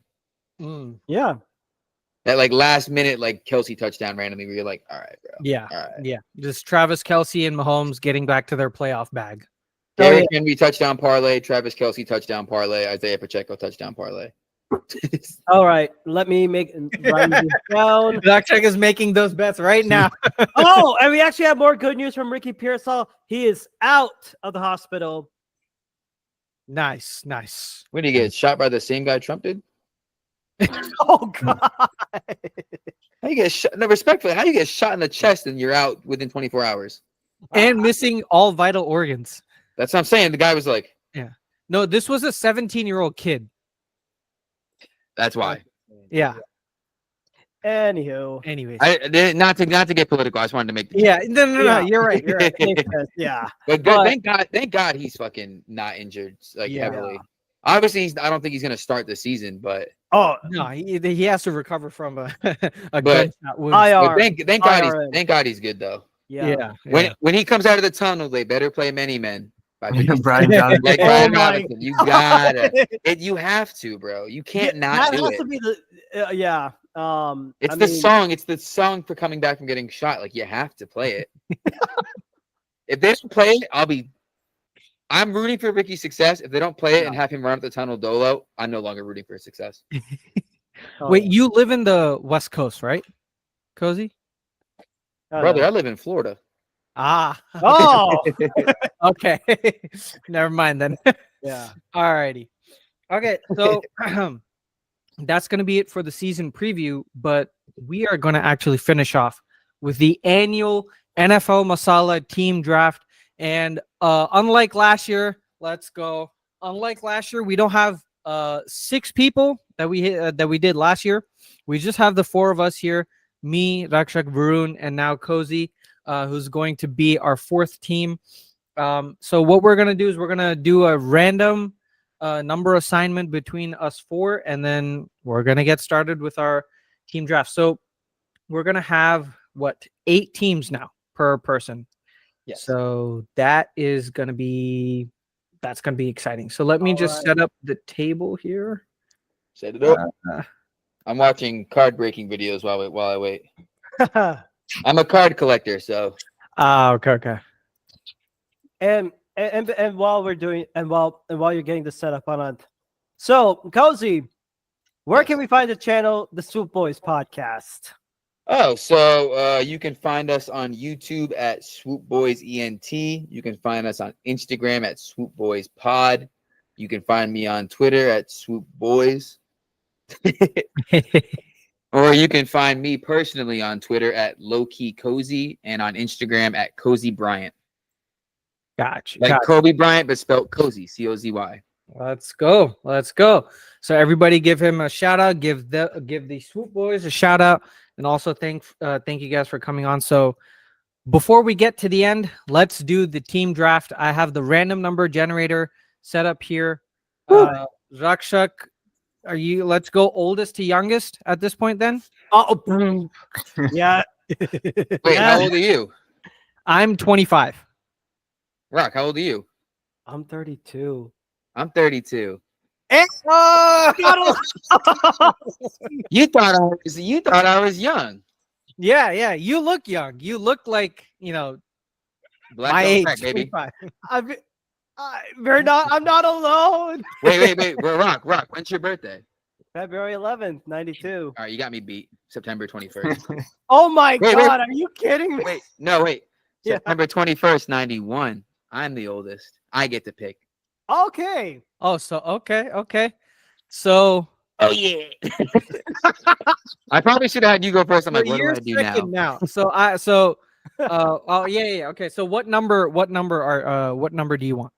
Out of So wait. How do I do this? like, is it Should I between just 1 and do like 20? 1 through 4 random number generator, and that's Yeah, the 1 number through that you get 4. first? Mhm. Okay. So Cozy, you're second. You're going second because I just did the random number generator. That's fine. I'll Alright. live. And then Or will I? Rakshak, you're up. You go first. All right. Damn it. You know what I'm gonna go with. Yeah. Philadelphia And then I go third. Varun, you're unfortunately fourth. Rigged. Should have spoke up more. Yeah, exactly. You could have been older. No, you could have given more controversial Patriots takes, just like exactly. Feige and all that. Should have bet the over on Joe Milton red zone plays. All right. But yes, first team, I'm going full homer right here. Going with the Eagles all the way. I think this is good, and I think they definitely win the NFC East, and they compete. Wow. Really? Over the Yeah. Chiefs? I kid you not. They're going to win, and they're going to do it via broomstick. I have a feeling we're going to broomstick this division. But it's not just winning the division. It's MVP vote. And, It's coach of the year. So, It's offensive player of the year. offensive play. Yeah, and I think I mean, you have a stacked offensive weapons. I honestly don't know who will be the MVP from that group. I mean, it could be Jalen Hurts, it could be AJ Brown, it could be Devontae Smith, it could be Saquon. It's basically a pick your own poison. And this defense is so much better than last year's, personal and paper wise. And I'm actually that we actually have a competent defensive coordinator in Vic Fangio. And OC. Yes. Other than and safety, other than Sean Desai and Matt goddamn mother effing Patricia. Yeah, you lost a mastermind. I know it's so sad. I'm in. That's why I wore this black jersey so I could be in mourning for him. No, not really, but yeah, I think so. Anna, who else do I have to predict as well? What do you mean? I said, I picked my first team, so that's it. Yeah. Okay. Yeah. All right, Cozy. What's your other team? What's your team now? All right, so I pick any team from the NFL and what I think they're gonna do the best. Yes. Texans. Oh, that's good. Okay. All righty. Thank you, guys. Now I have the Chiefs, the Yeah. eventual Super Bowl contender, and the eventual Super Bowl winner. Or most realistically. Fair enough. Thank you. Thank you for giving me the victory this year.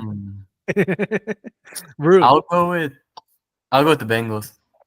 Ooh, okay. And Interesting. we're also doing this in a snake round as well. So you have the next pick as well. I'll go with the Ravens. Double You dipping in the serious? division. Yeah. What? Okay. So that means oh my god. Okay, this is gonna be one heck of a season, that's for sure. Oh yeah. You're either going to be terribly disappointed, Varun, or you're just going to walk No, away. I really like the Bengals and Ravens this year.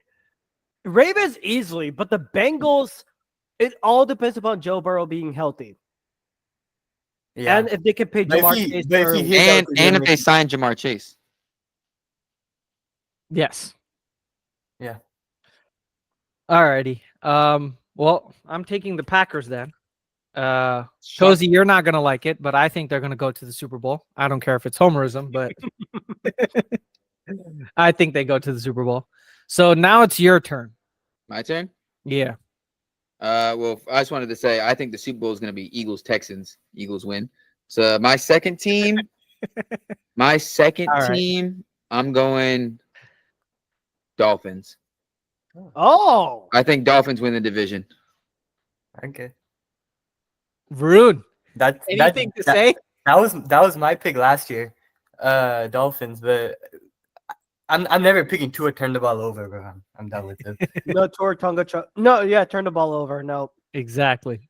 I think, and now for this one, I'm going with the Detroit Lions. They had a very strong playoff push. I think That's what I was wondering.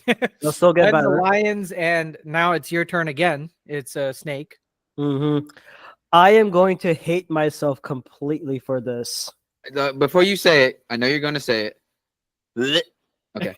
Yeah, Yeah, I think we can all agree on this one team. Yeah. the Niners. Yeah. You're an asshole. Okay, so you got the whiner. It's like it's just like I'm a sucker for punishment, Cozy. Yes. You're what is it? A sadist? Not a sadist. A sadist? A masochist. There we go. A masochist? Yeah. Self-inflicted wounds. Alrighty. Just like the Cowboys, all self-inflicted. Alrighty. Back Go. to me. Mhm. Mm. Mm, mm, mm, mm. I'm not gonna say it. I'm not gonna stoop to Rock's level. I'm not saying that team. Ooh, ooh, What? ooh. Ooh. I'm taking the NFC South division winners. Oh. Atlanta Falcons. What? Oh. Yeah, I Ooh. mean it's most likely it's going to be the Falcons. I don't see anybody else other than probably the Bucks challenging them. Divisional round. Mhm. I was gonna take Losers. them. I was gonna take them Losers. if it got to me. Mhm. Oh my God, the Falcons. The Falcons, bro. Interesting. The revamped offense. Kirk Coupons leading that team to 11 wins. Kyle Pitts, 800 yards. Bijan Robinson, 1,200 rushing yards. It's Okay. going to be a great So team. you forgot the Okay. MVP, Cozy. You forgot the MVP of that entire offense, which is Michael Penix Jr. Drake London, 1,000 yards. No, I think you have a potential offensive player of the year candidate on your team in Bijan Robinson. If he gets like 1,200 rushing yards and like 800 receiving yards, I'm telling you, bro. Falcons divisional round losers. yeah. I agree. For me, I'm going with a team that is being slept on, and that is the Bills. I think that offensively speaking, it's not going to be as disastrous as people predict. Mm-hmm. And defensively speaking, I trust terrorist in training Sean McDermott I love it. I love it. I love the reference. I love the reference. to create defenses that are going to commit mass murder in against other opposing offenses. So I trust him to do that.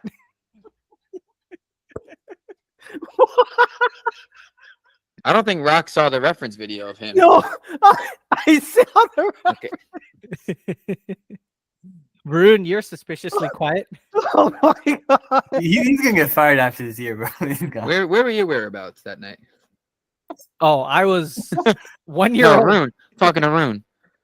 I don't think he was born. I wasn't born. 19. I was talking about the night Sean McDermott brought it up. That's what I was Oh, okay. I thought you were talking about 9/11. I was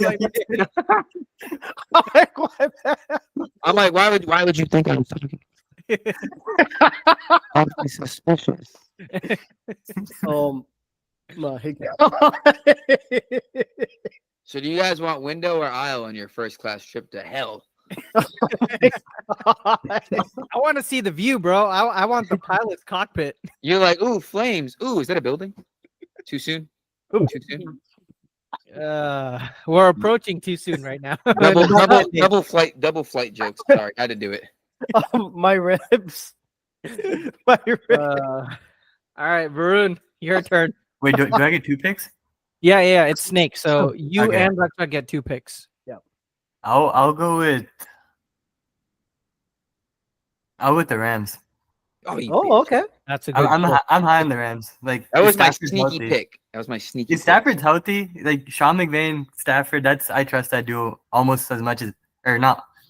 Other than Andy Reid and Mahomes, I think that's as good as the duo you can get. So Yeah. like no. a safe, predictable duo. yeah. Yeah. And then I'll go with the safe pick for offensive rookie of the year. I think I'll go with the Bears because I think Caleb Williams has it. Oh. Okay. I see. So yeah, it's not just about teams, it's also about how many points you can score. Mhm. So let me actually pull up. I know I created this somewhere. Let me pull up the chart. So it's all the points combined from these teams. Okay, let me just pull it up. So it's wins. You get points for wins. You deduct your deducted points for losses. So if you draft a team that tanks, then you have like a negative score.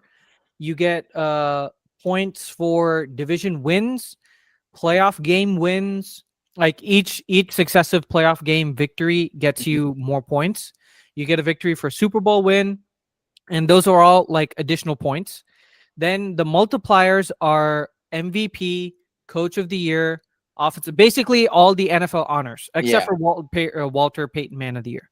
Okay. And those all have like, I think the rookie awards are halftime multipliers. Mhm. And you have the offensive and defensive player of the year awards is 1.5, along with coach, and then MVP is like a 2x multiplier. Okay. So that's how that works. All right. Yeah. Anand, your team. Yeah. Let me let's see. I think we have all the division winners here. Do I want to go risky or do I want to go safe? Risky. Go risky. Go risk. Scared. I'll take the Jets. Gross. Yeah. Gross. Potentially, like I have them going to the championship round, Oh. Okay. assuming that Aaron Rodgers stays healthy. There's no award for like coach being fired, right? No, Okay. Uh, Damn. no. All right, it's on me. Yeah. Yep, on you. I think I'm gonna do the unspeakable. Oh no. Oh no. Oh no. I don't even want to say it. I'm just gonna hold it up to the screen. I'm not even gonna say it. I'm just gonna hold it up. Oh no. Yeah. It's that one lone star. Oh no. You said wins and divisional wins, and I'm like Commanders, Giants. Okay, let me lock those in. Yeah. Swept against the Eagles. I'll take it. Yep. All right. All right. Cozy, your sacrifice will not Duck be in Shuck. vain. Back picks. All right. So my first back-to-back pick. I'm going to go with the Cleveland Browns. That defense is good. Okay. Yeah, and potential Miles Garrett, defensive player of the year. Yeah. Defensive player of the year. I think he's going to return it as he's going to come and redefend his. He's going to get that crown back again. Mm-hmm. And I am going to go with the Colts. I think that's Good one. I see a future. I mean, everyone was saying this. Anthony Richardson is the future. I want to see him play the full season, Mm-hmm. and see and I want to clearly see how that Shane Steichen offense is going to work with a healthy Anthony Richardson. I think it's going to be fun. Yep. I agree. All righty. Back to me. Mhm. Yep. All right, I'm picking this team who is gonna have the actual defensive player of the year Oh. and possibly the comeback player of the year. Oh. I'm going Pittsburgh Steelers. Okay. Oh. Okay. Oh. Okay. The Are you gonna Steelers are say going the to Russell? the Wait, Super who's gonna be the comeback player of the year? Justin Fields. All right. Oh, Anand, it's happening again. What's up, Steelers fans? This is your boy Russell Wilson here. Time rep for my Steelers, bro. Steelers country, let's weld.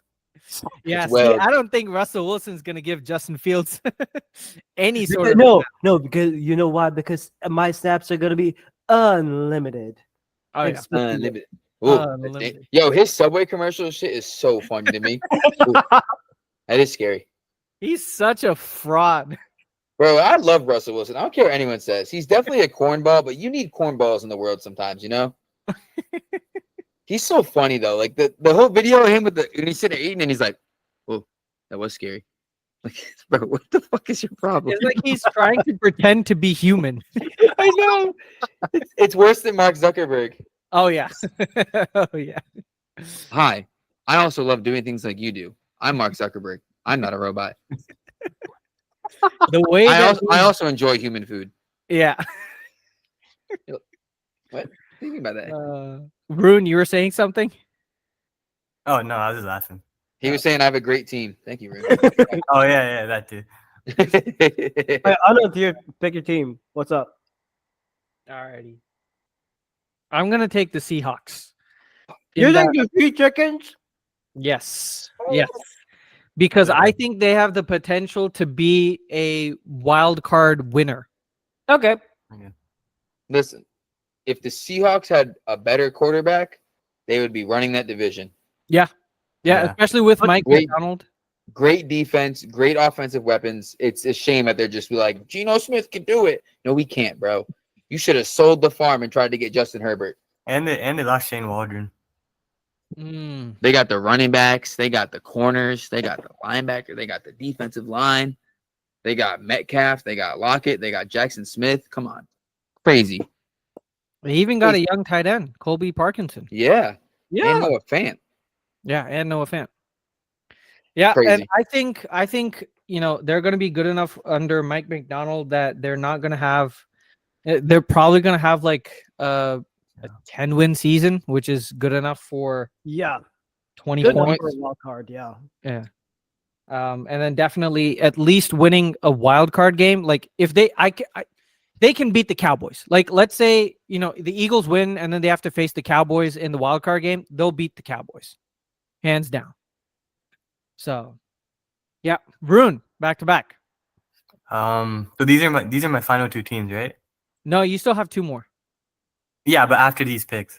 Oh, yeah, after these picks, Okay. yeah, you have two more. Okay, I'll go with my sneaky pick to make the wild card. I'll go with the Chargers. What? Okay.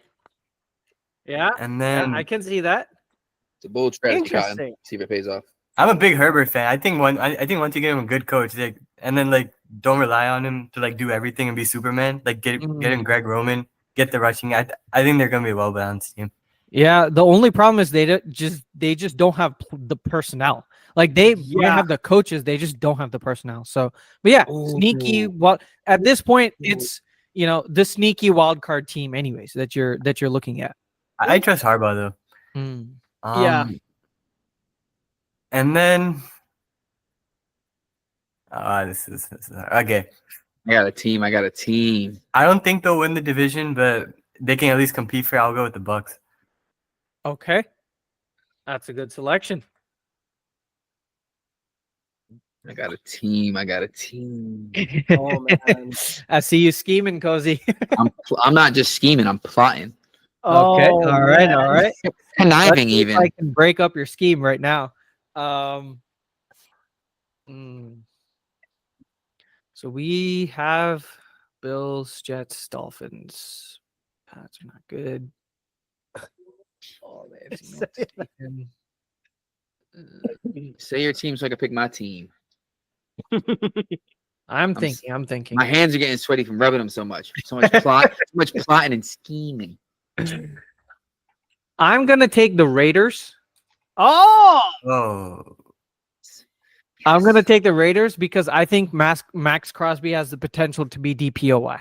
and I think actually no, I don't know. I was gonna say Brock Bowers, but he has Gardner Minshew too. I don't know. Yeah. Let me just sneak in real quick and just throw the hat in the ring, if you will, for the offensive rookie of the year. Let me get the Arizona Cardinals with Marvin Harrison Jr. Yes. That's Yep. Let me just throw that in there real quick. Let me just sprinkle it. See, in, I was you might say. thinking of doing that, but I just don't think they'll win enough games to be worth it. Yeah. You don't got to win the games. You just got to get the yards. That is true. Yeah, that's true too. But if you lose, it counts negative. Yeah. So if you do have I'm a if risk you end up- taker. Alrighty. Yeah, at this point you're just taking risks. Yeah. You're just throwing darts on the wall. All right, Duck Shuck. Okay. You win parlays. Yeah. Speaking of, All right. Who do we? So Pats are left. In the purple incarnations of Satan, the Vikings are there. Mm-hmm. Giants, Commanders. So the AFC, so NFC West has already been taken, right? Yes. I'm gonna bite the bullet on this one. Broncos country. Let's. No. Are you You're sure sick. about this? You're sick. You're fucking sick. All right. I love it though. Yeah. You're a Oh. gambler. Has anybody I- picked Titans yet? Well, thank you for saying that out loud because Oh, fuck off. give it to me, Mayo Man Oh Titans. my Let's get God. it. Mike, He that gave was it a to you on the joke. silver platter. That was a setup. That was Yeah. more conniving and scheming and plotting. Give me the other potential rookie of the year, Washington Commanders with I'm Jaden gonna Daniels. select him. No. Rock, I set the trap. You stepped on it. Oh, see. Ah, Hey, did anyone pick the Patriots yet? No one's going to. You Rookie of the year? I'll take you the can Vikings. beat the Patriots. I'm taking the What? Vikings. You're going with the potential Vikings? Offensive player of the year, Justin Jefferson. But Comeback are you player of the year, sure? Sam Darnold. With Sam Darnold throwing him We're gonna ducks. feed him the ball. Kevin O'Connell is gonna find a way to feed Justin Jefferson the ball. And he's gonna get bracketed. Mid-season trade with the Eagles. Give him. That's fine. Eagles will I've give seen him enough. Kenny Pickett. They're putting a corner safety and linebacker on Jefferson. They're not letting Jefferson beat anybody. They also have Jordan Addison to contend with, so I don't know if they'll Well, put not the yet. 3 players on him. Because he's injured. Oh yeah. Anyways, we'll see. I'd rather take the Vikings on a potential offensive player of the year candidate than the Pats. That's I'm with you on that, brother. Yeah. Now you're sleeping on Drake May. Well, offensive rookie of the year, Drake May. Javon Baker. Oh. No, I'm kidding. No, already. Oh, okay. Okay. Have to make sure. All right. So Varun, where are your two teams? Back picks. Your last 2 picks now. You have the two worst teams. There's only 2 teams left, right? No, there's No, there's more. the Saints, Pats, Panthers. Giants. Oh no. Those are those are gonna be the bottom 4 picks. I got done dirty with these draft order, but There's literally no winning any of these teams. yeah, I'll go with the Saints, Okay. Damn and it. then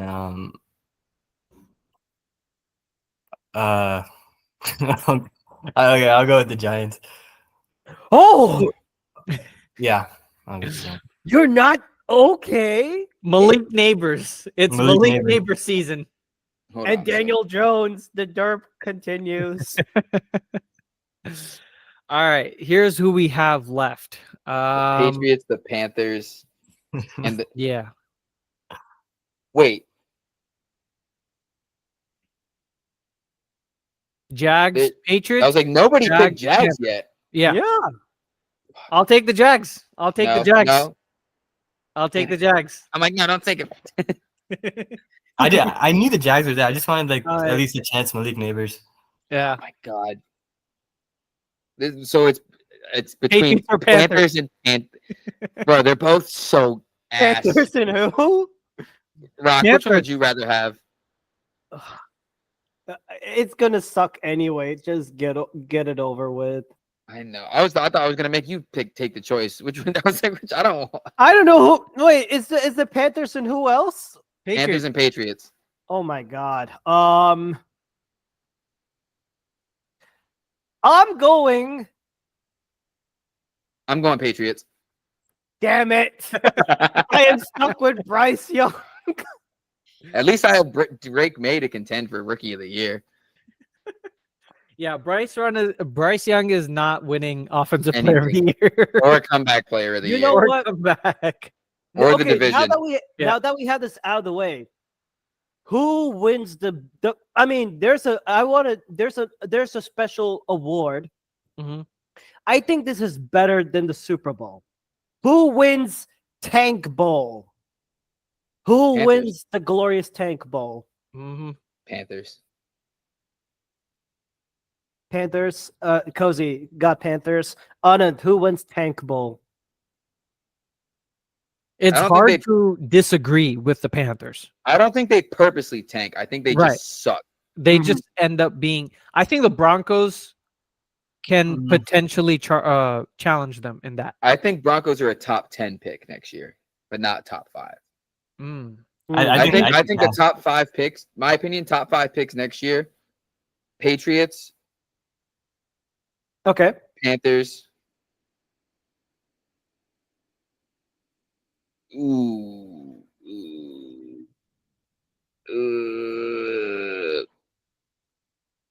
I could see the Titans there. I could Titans? see Titans. Potential, yeah. Top 5, yeah.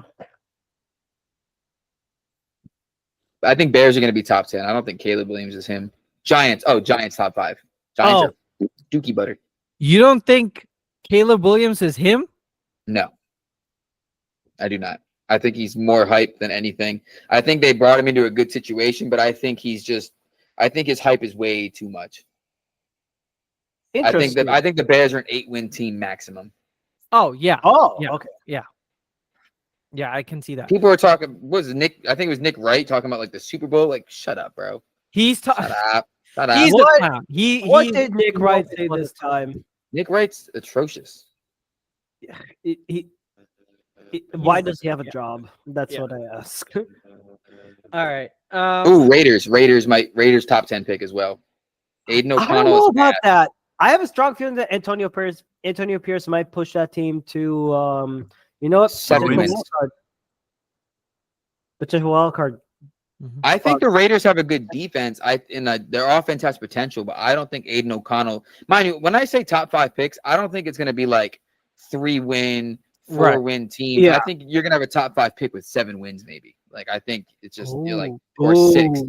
Ooh. I think it's just bad. I think this is a good year for the NFL, and some teams that are bad are just bad. Like I think the Patriots will have like 3 wins, maybe. Like Giants, maybe 5 wins. Like I think some of those teams are ass. But I think the Vikings might get a top 5 pick too. I think with Sam Darnold, it's like, what do we do? And their defense got a little bit worse. What do we do? You lost Danielle Hunter? Come on, bro. The only person who could somewhat turn around Sam Darnold would be Kevin O'Connell. And that's the only reason why I'm holding out a little bit of hope. I don't think. Even though in a Shanahan offense, Sam Darnold marched down the field against the Ravens and got a touchdown. That is Where Purdy threw 4 picks. Just There saying. you go. And then got benched. I don't care what anyone says. Purdy got benched that game. They were like, he's injured. And then they looked on the sideline, and Purdy's talking to Shanahan. And he's like, you can see, he's like, I'm good. Put me back in. And Shanahan's like, no, like you're not going back in. Nah. We're not trying to have you throw 5 picks Yep. because then it'll ruin your whole MVP thing. Yeah. Bruin, you were saying something? He was agreeing. Yeah.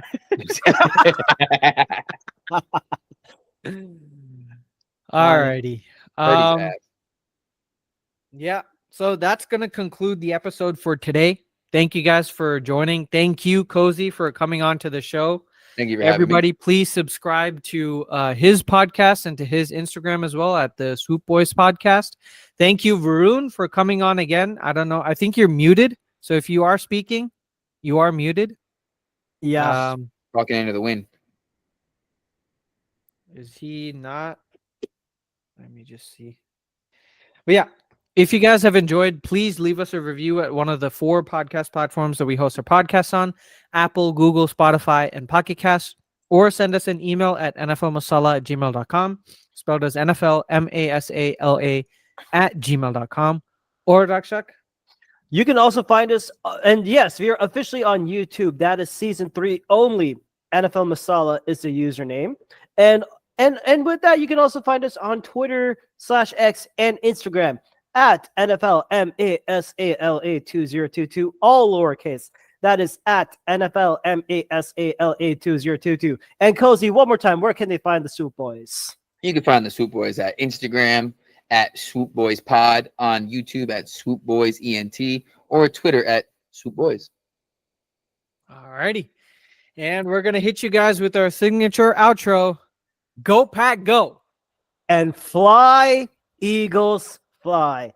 Take care, and welcome to week 1 of the NFL regular season. Let's get it.